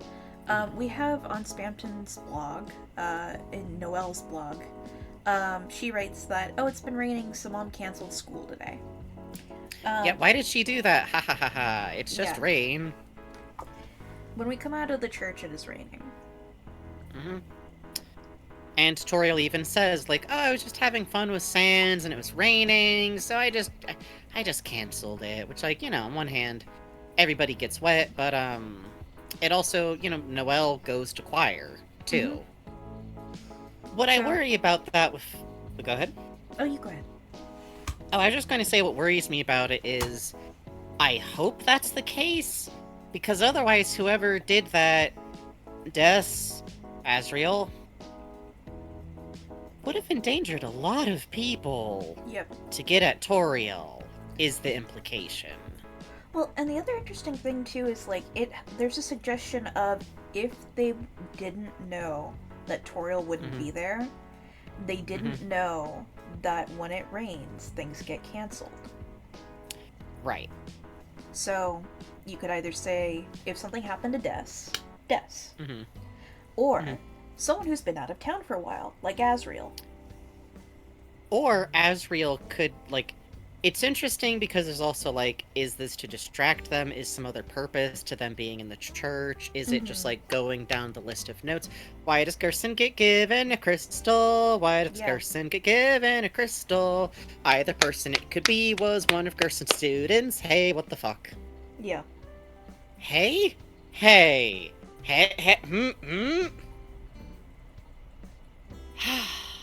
However, I want to direct y'all's attention to the Yoshi because part of why I have come to become increasingly suspicious of Asriel is we have never been given any indication that Des would have a hard or complicated relationship with the church, even though being in her room means we have a lot of time for that information to be communicated to us. It would not be hard. She has a band. You could so easily have, like, there's a Deltarune on the wall. It's been turned upside down because it looks more punk rock. Like, Yeah. anything like that. But, like, we don't get that. She has instruments. She's like this. She probably pissed off her mom painting her room really badly, I imagine. Yeah. I'd just be impressed almost at that point. Like, you moved all your furniture? Anyways, in fact, we're not told anyone, except one person, has that kind of relationship, and we even find out that the church is, like, pretty nice. It's goofy. There's juice. Someone from the community does the readings, even if they're really bad at it. There's people who Yep. attend who say outright, like, yeah, I just come for the community. It's basically, like, a cute, like, split off, non-denominational, like, Unitarian kind of Yeah, exactly. joint that's just being held in, like, an old style church. Except for one little boy who asked for absolution for killing Yoshis, even though their religion doesn't have sin. And Yep. it's a thin thread. I'm admitting that right away. This isn't substantial evidence. Poirot would twitch his mustache at me and go, "Oh, is that so, Hastings?" But anyways, he's the only character who has that, and that's the only person I can think of who would make sense to produce the form of the church that we're going to see in Chapter 4. Because the form of the church we see in Chapter 4 doesn't make sense for Chris, and I don't think there's actually any time where Chris could have been who did the church fountain anyways. Chris was with us that whole fucking time, and unless Chris can do a really impressive 10-minute across-town sprint in, like, the 5 minutes, we're not looking at him. It's very interesting, too, like, what we see with how Susie's fountain looks different versus Chris's. Well, or is it... That's what I mean, though, is, like, is that Chris's fountain? Well, I mean, like, the color difference between just her and, like, TB World. Sure. Yeah, that is the one thing, is, the colors make it somewhat more confused if, like, oh, it hasn't been Chris's every time. My thin justification is, like, well, if it's Des and Chris's original soul is with Des, then maybe that's what that is. Maybe your brother is close enough to you that the color matches. Yeah, maybe maybe Chris even thinks, match! Yeah. Maybe if you're of the same purpose, of the same vision. Yeah.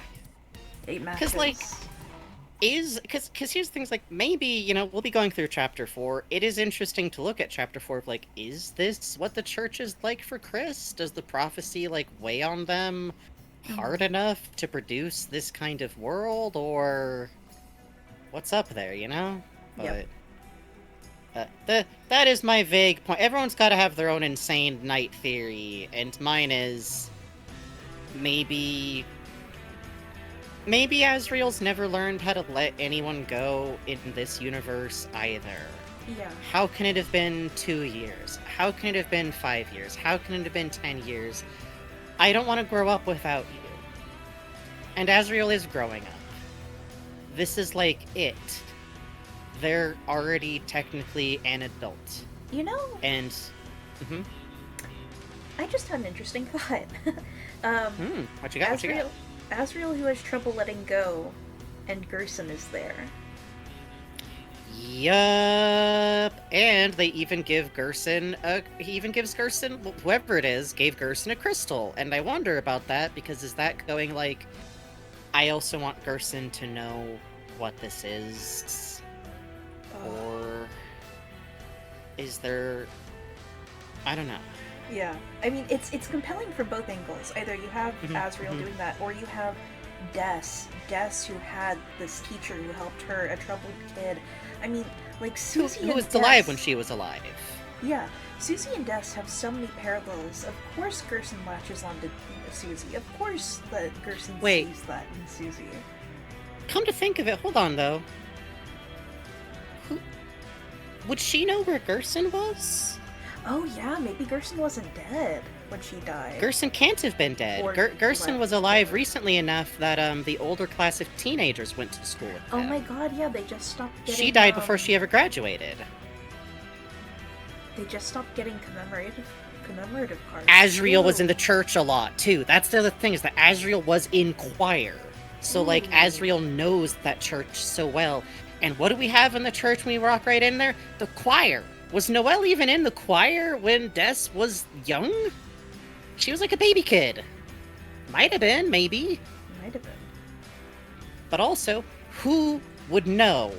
Maybe from staying after and cleaning about a dark fucking secret in the church. What if Asriel found a fucking body in there while he was volunteering? Dude. Okay, we gotta take a break now. We do. Thank you all for coming with us on the Mike the Mission. The Mike the Mission will continue. Yes. I am not going to take up too much more time on anything else on here. This is mostly just tapping at things, pointing things, and... I guess one last little hurrah on Tenna. That post is staying, though, let me tell you. When this board comes down, that post is going right on the wall. Thank you. I'm glad y'all having fun. And hey, if anybody's got to go to bed, real talk, we're not continuing on to Chapter 4 tonight. We're absolutely not doing that. We are just going to finish talking, and then we'll see you afterwards. But for right now, BRB.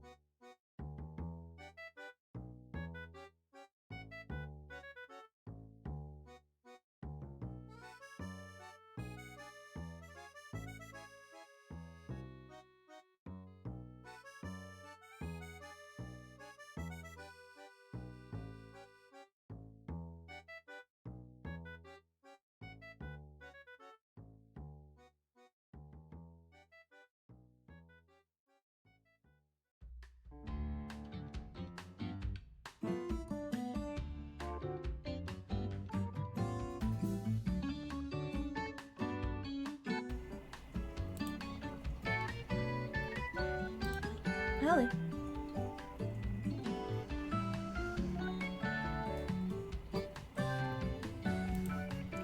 I'm so sad. I set up an animation. Here, let me show it to you guys. I turn off the board. There's an animation here.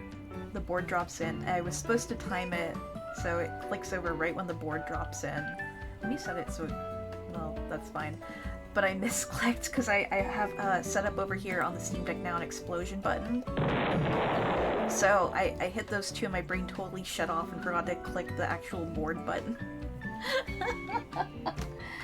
I was going through rehearsals like, oh, this is so good. This looks so clean, so clean. And then I was just sitting there, so I was like, fuck. Just Notes of the Neon by Frankie. Oh yeah, Frankie actually wrote that. Pretty good, right? Urusai. Instead of quiet.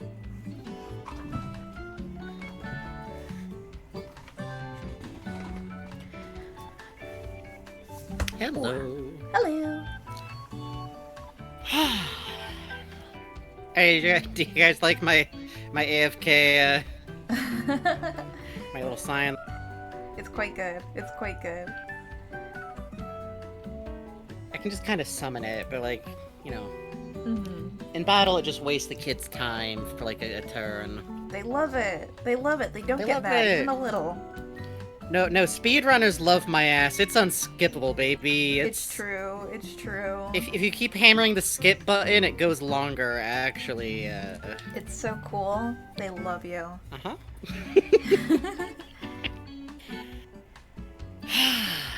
Alright. So, a couple of other things on the board. The Asgore section is kind of just there to... It's subtle, but I think my position on who I find suspicious is, can be grasped through some observation of some kind.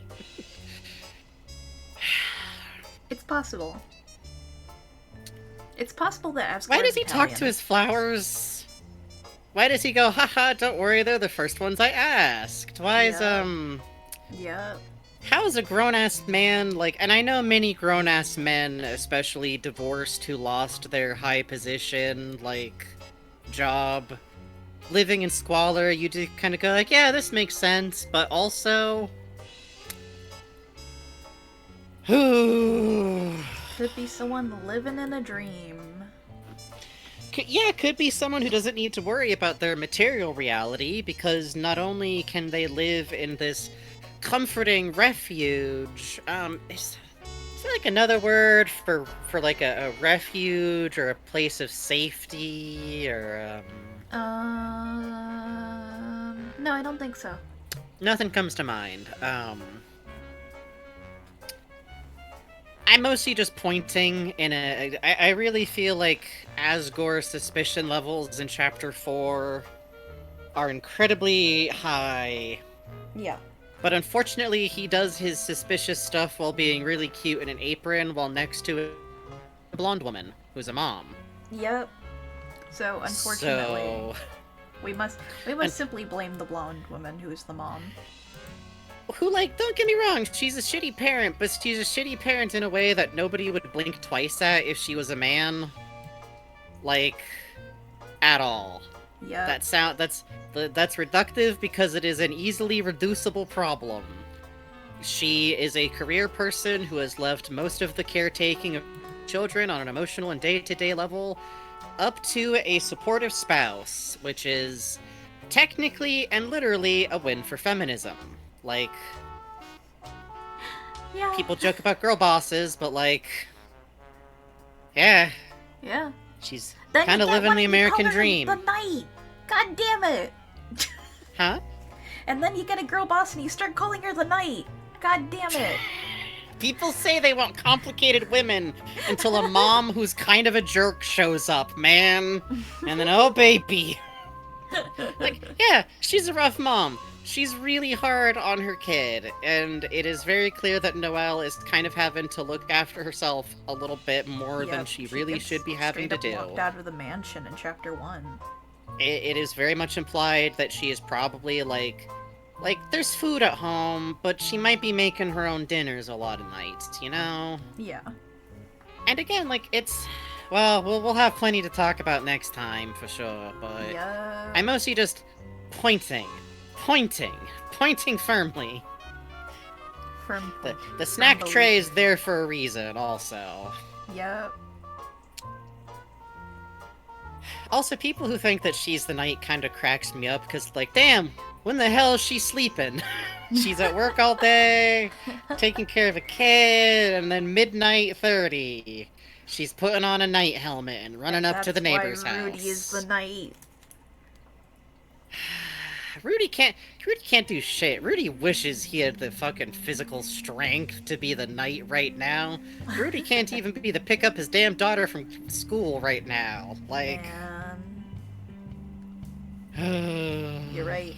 Batman does it. Batman should not be used as a life model ever. No, Carol. I think they're onto something. You need to get 4 more daughters. Actually, that way, if hold on, wait, Yeah. Des is to Jason Todd as No, Red Hood is to the no, Knight. no, Wait no, a minute. no. Really, it's not. So the darkness is the Joker. The darkness is the friend is Joker. I Yep, see. that's I the see. No, it's the Jongler. I'm getting out of here. Hold on, I don't have an emote in this form, so I gotta. Hold on, where's the? There we go. Taking off my fucking mascot so head at the Jekyll's job. Batman. Let me get this back on. The only rat, by the way, can I say, I see that there's people who ship Carol and Toriel. I support. How's no one doing Toxic Yuri, Night Carol, kidnapping Toriel stuff of that? Like, that hasn't crossed my dash at all. Nobody's giving me Phantom of the Carol Opera taking off the S. helmet, approaching Toriel like she's fucking the dead wife of Mr. Freeze while we're talking about Batman. Come on now. Damn. You know? I have to do this shit myself. No. Regrettably, I'm too busy writing, like, a completely non-romance fic that's, like, 5,000 words long. I keep telling myself I gotta cut it down. It'll probably be fine with chapter breaks, though. Yeah. Anyways, so from there... I think we've talked out most of everything about Tenna. I will say, we like Tenna a normal amount. Yup. But I did kind of put together a few things here just to kind of point to a couple of things. Is there anywhere? Once again, Bugs, I'll leave you where to. Well, you got Waggle this something. rear television warning from Dragon Quest. Yes. So that is the actual specific warning from Dragon Quest's manual, saying that you should not play these games on a rear or front projection television, which is quite a joke. That's quite a funny thing to tell people because that means probably any TV you owned at that time, because a rear projection TV, aka a CRT, is the highest, most likely to get burnout from video games. Specifically speaking, the repeating patterned backgrounds of video games, the pausing of video games, a lot of kids, you couldn't save in a lot of especially old video games. Dragon Quest had a password system if you could make it to the king, but otherwise you were fucked. And I just think it's really worth noting that it is repeatedly mentioned that Tenna has burn-in, and I think it is interesting to associate that with ERAM. Yeah, so ERAM, who is this dark color around orange. Go on. Yep. When a CRT that has burn-in is off, you will have a black color like that, and when it is on, you can occasionally see an orange color like the mouth on the burn-in. Yep. It is literally like a tint. It is a literal, like, damage done from the light not varying enough. This is also why some, as video games advance, like, I feel like sometimes you would see menus, especially on, by the time of, like, the GameCube, that would, like, move.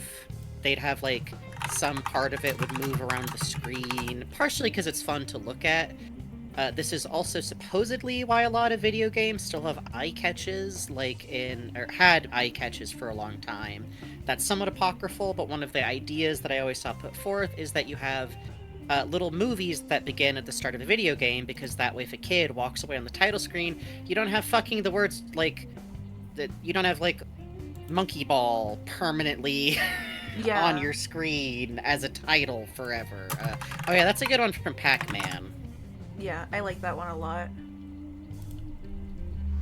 But I like this as part of my idea for like, why is this video game so much a part of Tenna? Why is the console kind of just absorbed into him, even though it's not like in the living room in any specific way? I think it's burning. I think something about like whatever this game comes from, whatever game Chris was playing, and it really does feel implied that Chris was like playing. We gotta skip this song. Wait, hold on now. Okay, never mind. It can live. Love the lick fucking music, man. Yep. Loves to be a song that makes you feel slightly insane if you try to loop it. Anyways.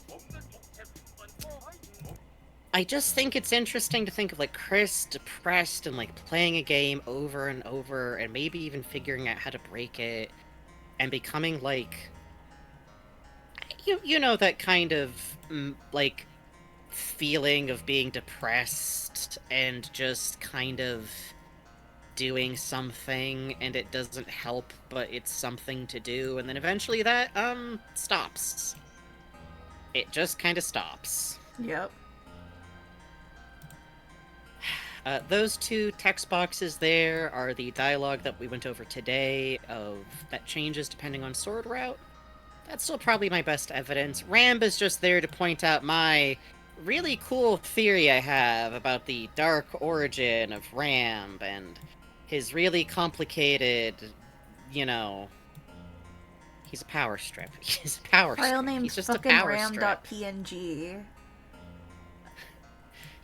He's just a fucking power strip, man. I think he's a power strip who got to be played with. You fell and for it Ram's gave him... facade. He's not any important than he thinks he is. Yeah, he just thinks he's important. He wants to be important. Like, That's the whole his thing tragedy. of, like, he puts on airs and goes, oh, what about Chris? Is this best for Chris? And, like, it's... I don't think he isn't, like, a tragic figure. But I think part of what makes him interesting is how much he aches to be something more. And, like, if he had gotten the crystal, I could see him having been the secret boss of the level. Yep, I really could. I don't disagree with that read on him. It probably would have happened. Like, I could see, like, you walk out of ERAM and you're walking out into the video game. Yes. Somehow, you know? Yeah. I don't think he would become ERAM, like... I think he would become his own thing. Yes. There were some really interesting concepts I saw of, like, okay, well, we've done the yellow heart, and, you know, we did the green heart with Gerson, so maybe it would have been the purple heart where you would have jumped, like, string to string, like you were navigating a video game with your soul. It's like, that's cool, That'd be fun, and then it could be... That'd be fun, especially because you could have, like, a different take on, like, a wires motif than you have with Spamton, where instead of, like... puppet wires, it's like the electrical cables or like this kind of backstage motif or something. Yeah. But because the night ran late. Yep. Which, by the way, I don't have anything I can really make of it. I just think it's interesting that like Tenna has the cooking physical challenge, and I kind of point between that and the frying pan soul, spitting out fire instead of food. Oh yeah. Point. Back and forth, and doesn't mean like anything. But I just kind of point. Mm-hmm. The thing here that I do want to discuss that I brought up earlier that I think is the theory that I didn't have much time to talk over during the main show is, does Tenna fucking know he's going to die? Or, to back up, does Tenna know about the prophecy? Colorary? Can I come up with any excuse why Tenna wouldn't know the prophecy?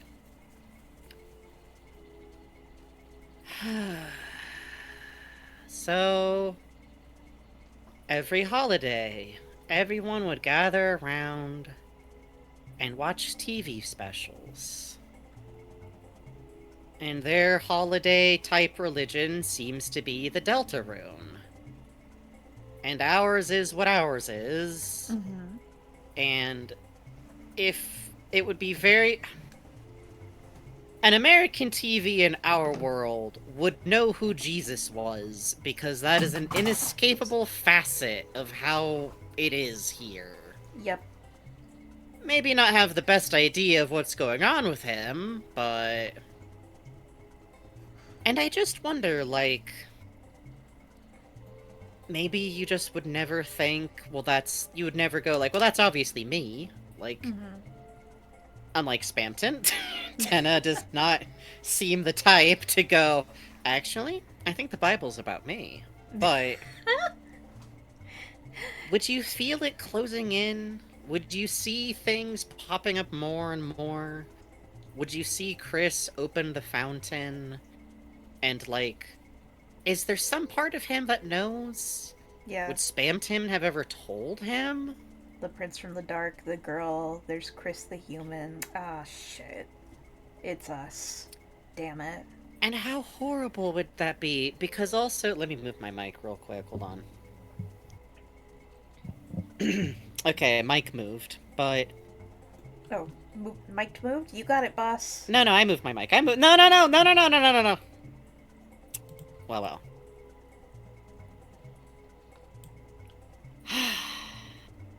Thank you for jiggling me. I appreciate it. Mm-hmm. If he did know, think about how often he says he just wants Chris to be happy. He just wants Chris to have fun. I just wanted to see those red eyes shine again. If he did know it was the prophecy, and this is an if-then type of chain, I'm walking out over rhetorical ground here a little bit. This is more of a read, but... The cage?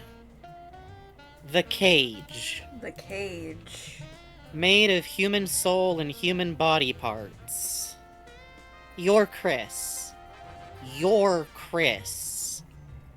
This whole house loves Chris. Tenna loves Chris so much. What would that mean to him? Maybe you'd be willing to do whatever Chris asked, just that little bit more. Yep. Maybe you'd hope... Our Chris. Mm-hmm. Didn't you come here to have fun? At least a little bit? Isn't that why you... It's just this sad edge to Tenna. Mm-hmm. And I never quite know what to do about it, because it rests on this pretty big if. Like, I don't think... Tenna never calls himself the fucking Lord of Screens, and I think if he did, every Pippins would roast him. Yeah. Until he physically went on fire. Yeah. They'd be fucking... They'd be talking like a Renaissance fair in like 2 seconds They'd flat. make fun of him until he was 1 foot tall, and they'd be kicking him in a corner while he's balled up. Yeah, it would not end good for him, but, like, he doesn't, and... It's interesting to me to have this thing of, like... If the prophecy is just the main thing of this religion to such a big degree, how could he not know? Mm-hmm. How could he not know? Mm-hmm. How could he not know? But again, maybe he's just... I think the worst answer would be, like, you have the thing of, like, maybe... It's one of those things he kind of thinks about, but he pushes it out of his mind. He can't let it get in the way of, like, day-to-day stuff. Which is so part of why delicious. you would never come to that conclusion. Right. It's so delicious compared to Spamton. Yes, like... Angel.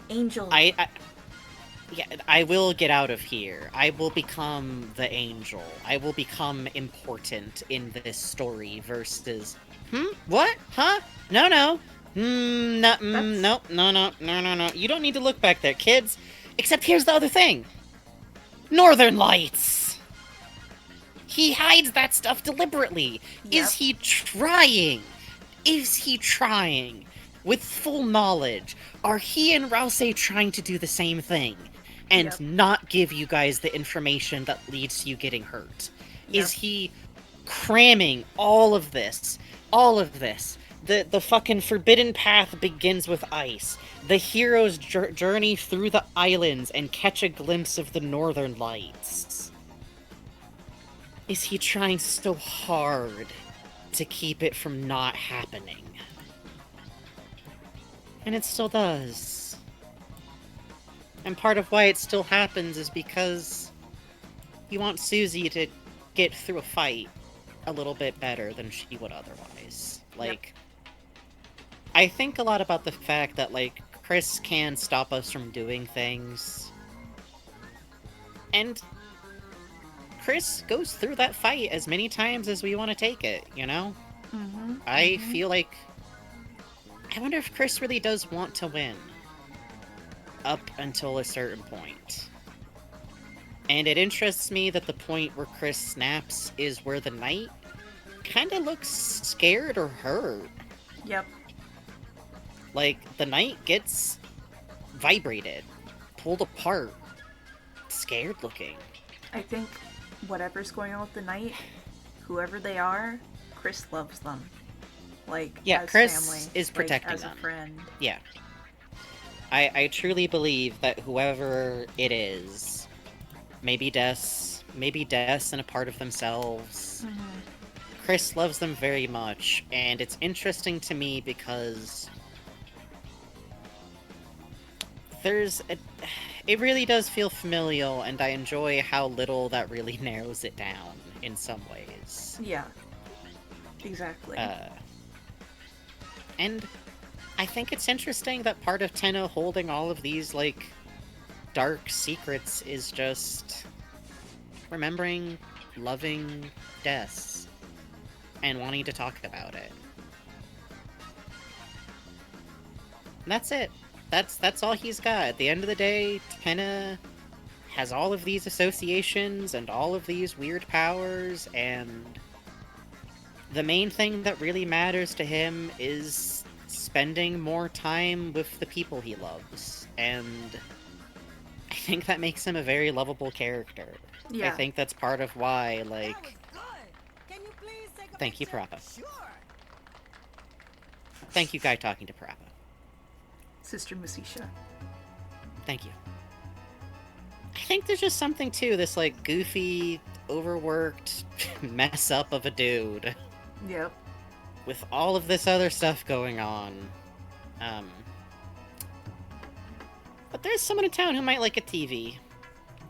We're not gonna get to see that tonight, because I think it might actually be it.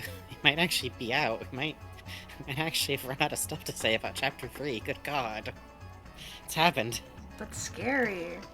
I think we have That's said scary. it all. I was telling Bugs the other night, I think that we're gonna get to, like, the end of Chapter 4, and, you know, we're gonna have, like, Noelle items to talk about and a couple of things. But I almost wonder if, like, we're gonna hit credits and just go, like, well, see you Chapter 5! We said it all!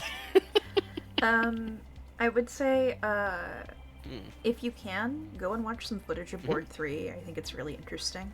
Yeah. I do think it's worth checking out. As always with, like, dummied out material, what you choose to, like, take super canonical or not is completely up to you. But I do think that in this case, it is worth seeing for, like, I would say it's in bounds for, like, character examination, especially. And it's really cool. I really do think, like, I really love this chapter. I don't think it's really possible for me to, like, oh, this is my favorite Deltarune chapter. It's Yeah, Deltarune, same. you know? It's all good. It's like pointing to your favorite chapter in a book. Yeah. But I think, like, this chapter does such a wild job of breaking up what you think is possible in Deltarune, what the story is gonna be like, and has such fascinating character growth for, like, all three of our, like, protagonist members of the group. Yeah. And I really can't get over the reveal and the tragedy of Chris having this weird position in this story. Yep. Protagonist, kind of half enemy sometimes. Yep. Yeah, Ham of Justice prediction of upcoming chapters can be really be formulatic anymore Yep. for this. Yeah. I mean, as soon as, like, you hit, like, oh, there's no, like, singular secret boss, you know? Yeah. you spend all of chapter 3. I remember like it was very funny when like people were playing chapter 3 at uneven paces of the like, am I missing the secret boss? Mm-hmm. No, you won't miss it. You Mm-hmm. won't miss it. Mm-hmm. It's we've talked about it before, but like it's always very charming looking at people's predictions for chapter 3 because like up until then, like as is being pointed out, like people always kind of went, well, the next chapter will take place in a kingdom, and it'll be the little town that's ruled over by a wacky guy who's a TV who's probably going to be named Mike. Or the secret boss will be named Mike. Right. But definitely it's going to be a big TV guy with a blacked out face and a big grin, Mm-hmm. like at the end. Mm-hmm. Mm-hmm. I think it's fun. I I really do too. feel like I probably have no accurate idea of what chapter 5. I don't think I could have guessed what chapter 4 would have been like from the Oh my end of god. this. No, Like, just like there was like the feeling of maybe the church would be a dark world, but oh hi Smampton. um, but yeah, like keeping an ear out for the boss. If he hears this, we're gonna be in trouble. yeah, for real. Is he still dead? Good. um, I mean, and also just like the formula is also broken in that at the end of this chapter we don't have our okay go around town and decompress bit. Yeah, it ends right in the middle of the action, and I remember just feeling like so shocked Mm-hmm. by like everything and how it had gone. Of just like I see why Toby says like take a break in between. Yeah. I think it digests better that way. That's part of why we made sure that we set this up in parts that we could like space out if we ended early. Yes, exactly. Yeah, IDK who the King Darkner for chapter 40 beat. There isn't one. From here on out, all chapter 4 does not follow any formula. There's even specifically a Cupwalka. Not their actual name, but it's trapped forever in my brain as Cupwalka. Who Starwalker? says like, no, the little cup guys. Oh yeah, those Cuptons, guys. whatever. Yeah. Um, but they say like this is a kingdom with neither king nor queen nor prince, only princesses and the useless academics. Like, it's not a guaranteed thing, which I Mm-hmm. kind of like because like something I think about a lot is how Chapter 1's Dark World is laid out like a little game on a floor the way a kid would do to deliberately set up a little like, okay, now you're going through the forest, and there's a shop there, and you have to go across the chessboard, and then the evil king's you know? Yeah, exactly. If a Dark World isn't set up like that, if you don't have the queen, who was a part of a specific set of games and has, like, these associations, do you get a neat little place? Or does all of the associations kind of do their own thing? Yeah, I mean, with all the everything that's been suggested for chapter 5, wow, 5, chapter 5. Um, we're assuming it's in the greenhouse at Good, yeah, Ascore's like shop, it's in the flower shop. but we don't know that completely. We don't know. could see our first outdoors dark world, which is scary to think about. Oh, yeah, it sure is. With Tenna, it's very interesting to me that we get the whole thing of like, yeah, Tenna lit this place up. Tenna Mhm. makes this safe little zone for you inside the house. There were these other places, these like wastes. The kitchen zone kind of was more of a thing, and Yeah. there's something interesting about like, well, then in the next chapter we're gonna see what a completely non-structured like Dark World can be like. It's kind of I'm intense. I'm very curious about, but those were in the days of the black and white, and Ascore has that old TV in his place too. Yep, I was talking with Bugs at some point that like my goofiest idea for like a chapter 5 structure would be that we have to enter through the side door and go like upstairs multiple times in the Dark World. Mm-hmm. Like seal it, like dark fountain that's been spilling all the way down the floors, and then behind that locked door. God, that would be cool. It would be. It's one of those things where, like, it's fun to speculate. We're probably gonna be wrong about everything, except points up at the Chris stuff. This shit's locked down, baby! I love that kid. I love that kid to death. Chris, you little fucking idiot. This is gonna be really bad eventually. Oh. Mettaton, I need you to fuse with that damn TV. Listen to me. Duck robot. Duck robot. No. The robot, TV. The duck TV. The robot, TV. Duck robot. Duck The TV. robot. TV. Duck robot. Just put a unicycle wheel under the TV. It's gold. Get an electric unicycle. I don't know if that's a good idea. It's good. It's a good idea. Maybe a four-wheeled, like, TV media cart, kinda. TV in a wagon. Tenna in the Dark World and roller skates like, check this out! I mean... Pirouette! He does probably... He probably does remember the era of roller skate, disco movies still being shown on TV. That's right, Chris. I'm the best musical from that guy who did Cats! Jesus Christ, the train one. We can't ethically be bringing up the train musical. He, a little bit, does look like maybe he would wear a silver jumpsuit with some really questionable styling choices and, like, a full chest of hair visible. Oh la Belief. la. Firm belief. Firm belief. Firm belief. Firm belief. Believe in that robot chest hair. Yup. Darkeners are abstract, it's fine. It can be whatever. It's a beautiful world. A tail ain't enough. I mean, he's got antenna for that, but he might need a ladder. That shit's gonna pop off, man. Listen.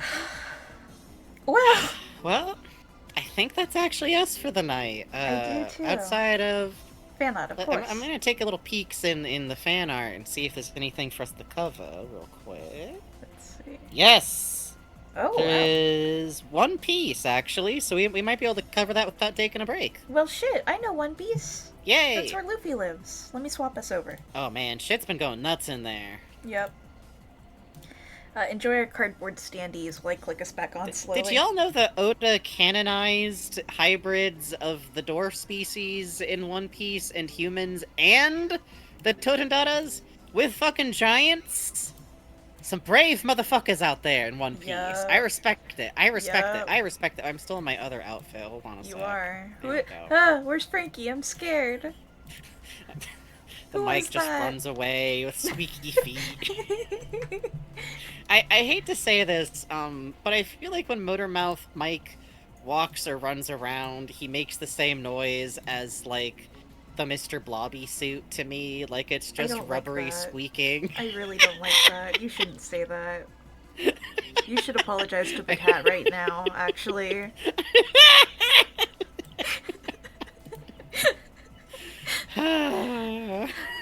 From Nova. Yay! Pippins were talked about a few streams ago, so I gave the Galarian Sun a Pippins form, which has been very quickly becoming my favorite. Also, streamers are not safe from the Pippins beam. Fuck. Only got pencils, so I can't properly show, but I imagine Frankie being a very colorful, swirly dice. Oh, how cute! Oh, I like the four I love arms. that. Oh, look at Frankie's expression with the circle and the Yeah, square. this I is love very the fun pointy shape mouth. work. The big bow on Frankie, that looks cool. Oh, I like my tie. Yeah. The swirly arms Also are beautiful neat. Pippin Sona. Yes. Oh, I love the it. eyes. I And the really little love the, speak. like, shape work of the Pippin's, like, Claws. poncho Yes. coat that they all kind of wear. Yeah, I always love also- seeing some people make it into a coat, some people make it into a poncho. Yeah. It's beautiful to me. This is gorgeous. I love. Great I shape feel work. like if I'd be like one of those dice that someone makes when they've got like leftover color resin and they very clearly went like, all of them go in the mold this Yeah, time. one of them There's glitter in Cup of Keys from that there. key game. If I lift up my poncho here, there's like one singular tiny pine cone for some reason. Fuck. Yeah, you're right. I also like that you made the I always dots think- little square dice. That's very Yes, cute. that's so I like the way you handle bugs' antennas. It's just kind of these like Yes. floating little shapes. That's I very like that a lot charming. too. I might steal that sometime. Yeah, That's looks very we're always cute. stealing new tech on how to render the bugs' antennas from chat. It's true. Oh, and the floating little bolts. I love that. Really Those are my good. those are my screws. They fell out of me. I Yeah. don't think I'm legal. I don't think your DM is gonna be happy with you if you bring this bad boy out. But Yup. that actually, you know what? Chris does have a history of trying to cheat. I was a bad attempt at making weighted dice with a screwdriver and Fuck. a Oh, lot of you're so dreams. right. You're so right. It If you didn't. shake I'm gonna Frankie, tell you right now. Asriel noticed pretty fast. if you shake Frankie, you can hear the bolts rattling around inside of him. I'm lucky. Yeah. I'm lucky. It's fine. Thank you so much. These This are is so fucking beautiful. cute. Thank you. And no apologies for like not doing color. This is some Yeah, really gorgeous please. pencil work. Half the Really time I draw, I even enjoy. shading too. Yes. Yeah. Good to- and good use of the phone color filters to give it a warm tone on this. Looks nice. I do that a lot. We are too. all out here desperately trying to color correct our fucking phone photos God, to are look we? like anything. Oh my god. But with thread, it's a little brutal. Did you know if you hit the brilliance setting too high, it starts turning everything it detects as in within a line bright white? Oh. It's a little scary. I do not like No. it. I didn't know that. That's fucked up. Yeah. Oh, thank you all so much. Good Thank God, you. I can't believe we're done with chapter 3. We are. I feel like I was waiting for chapter 3 for so long. And now we're facing down the barrel of fucking chapter 4, and then one day we could actually be done playing Deltarune. No. Where the fuck is the jar? What did you do? Where the hell is the where's the jar? Where? It's climbed What off. did you do? Wait, You- found you it. shook them Found earlier. it. Found it. It was under a pillow. No. See. Thank you all so much for coming tonight. Genuinely, you. we do appreciate that there's people who just show up, stop releasing wasps, that they just show up, whatever we're... That some people will show up no matter what we do, that some of you really enjoy these deep dive series of ours, that some of you just like come by, and all the rest. If you're watching us live, if you're watching us on Get Back Here. You're not safe. If you're watching us on YouTube, you're not safe. I mean, thank you. You'll be jarred later. Yeah. Not seriously. We appreciate however you Thank spent you. your time with us. You could be watching whatever else on the internet, but you're hanging out with us for a little while. And making a really good excuse for me to talk for just a really long time Yeah. about theories. So. And thank you all for your donations and support also, Yes, by the way. thank you. We really Oh do my god, appreciate thank you it. very much. Thank you for the subs, thank you for the donations. Heavily appreciate that from all of y'all. Yeah, especially as we're rolling it in towards is- the holidays. Thank you. Yup. appreciate it. Hugely You do not- appreciated. Never please do not feel never like you have mandatory, to, always though. appreciated. But thank yes. Look after yourselves always above everything else. Yes. If that means sleeping, if that means keeping your money to yourself, do those good things, Will. We'll Like, live. keep showing up no matter what. We're like cockroaches. Ain't nothing can get us. Yeah, we're scuttling. Um, But for now, we got for any more send now- folks? yeah, actually, I want to send you guys to a VTuber that I think has a very Yay. cool design. So this is Teddy Deadrat. They are streaming Vampire Survivors. So if you're sensitive yeah. to flashing lights, but they have a very cute VTuber. Their VTuber is a little mad scientist rat. Oh. So I think Rats and mad science just really go together. I think you will have fun. As I said, thank you all for your support. Thank you for being here with us tonight. If you go on through the raid, be cool, be supportive, And thank you follow again, the Synth, rules for the the same raid. way you would with us. Yeah, thank you again, Synth, for the raid. Glad you guys are surviving Homestuck Yes. reading.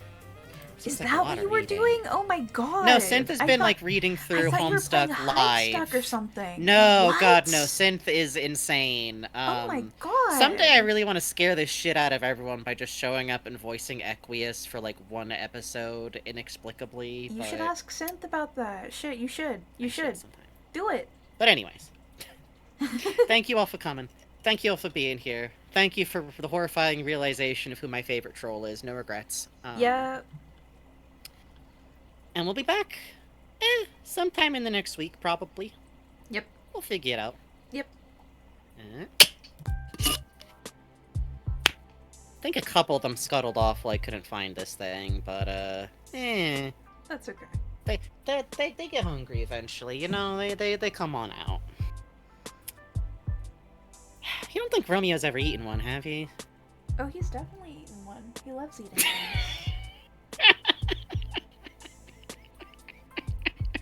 You wonder why our viewer count goes down sometimes? That's why. They do move quickly.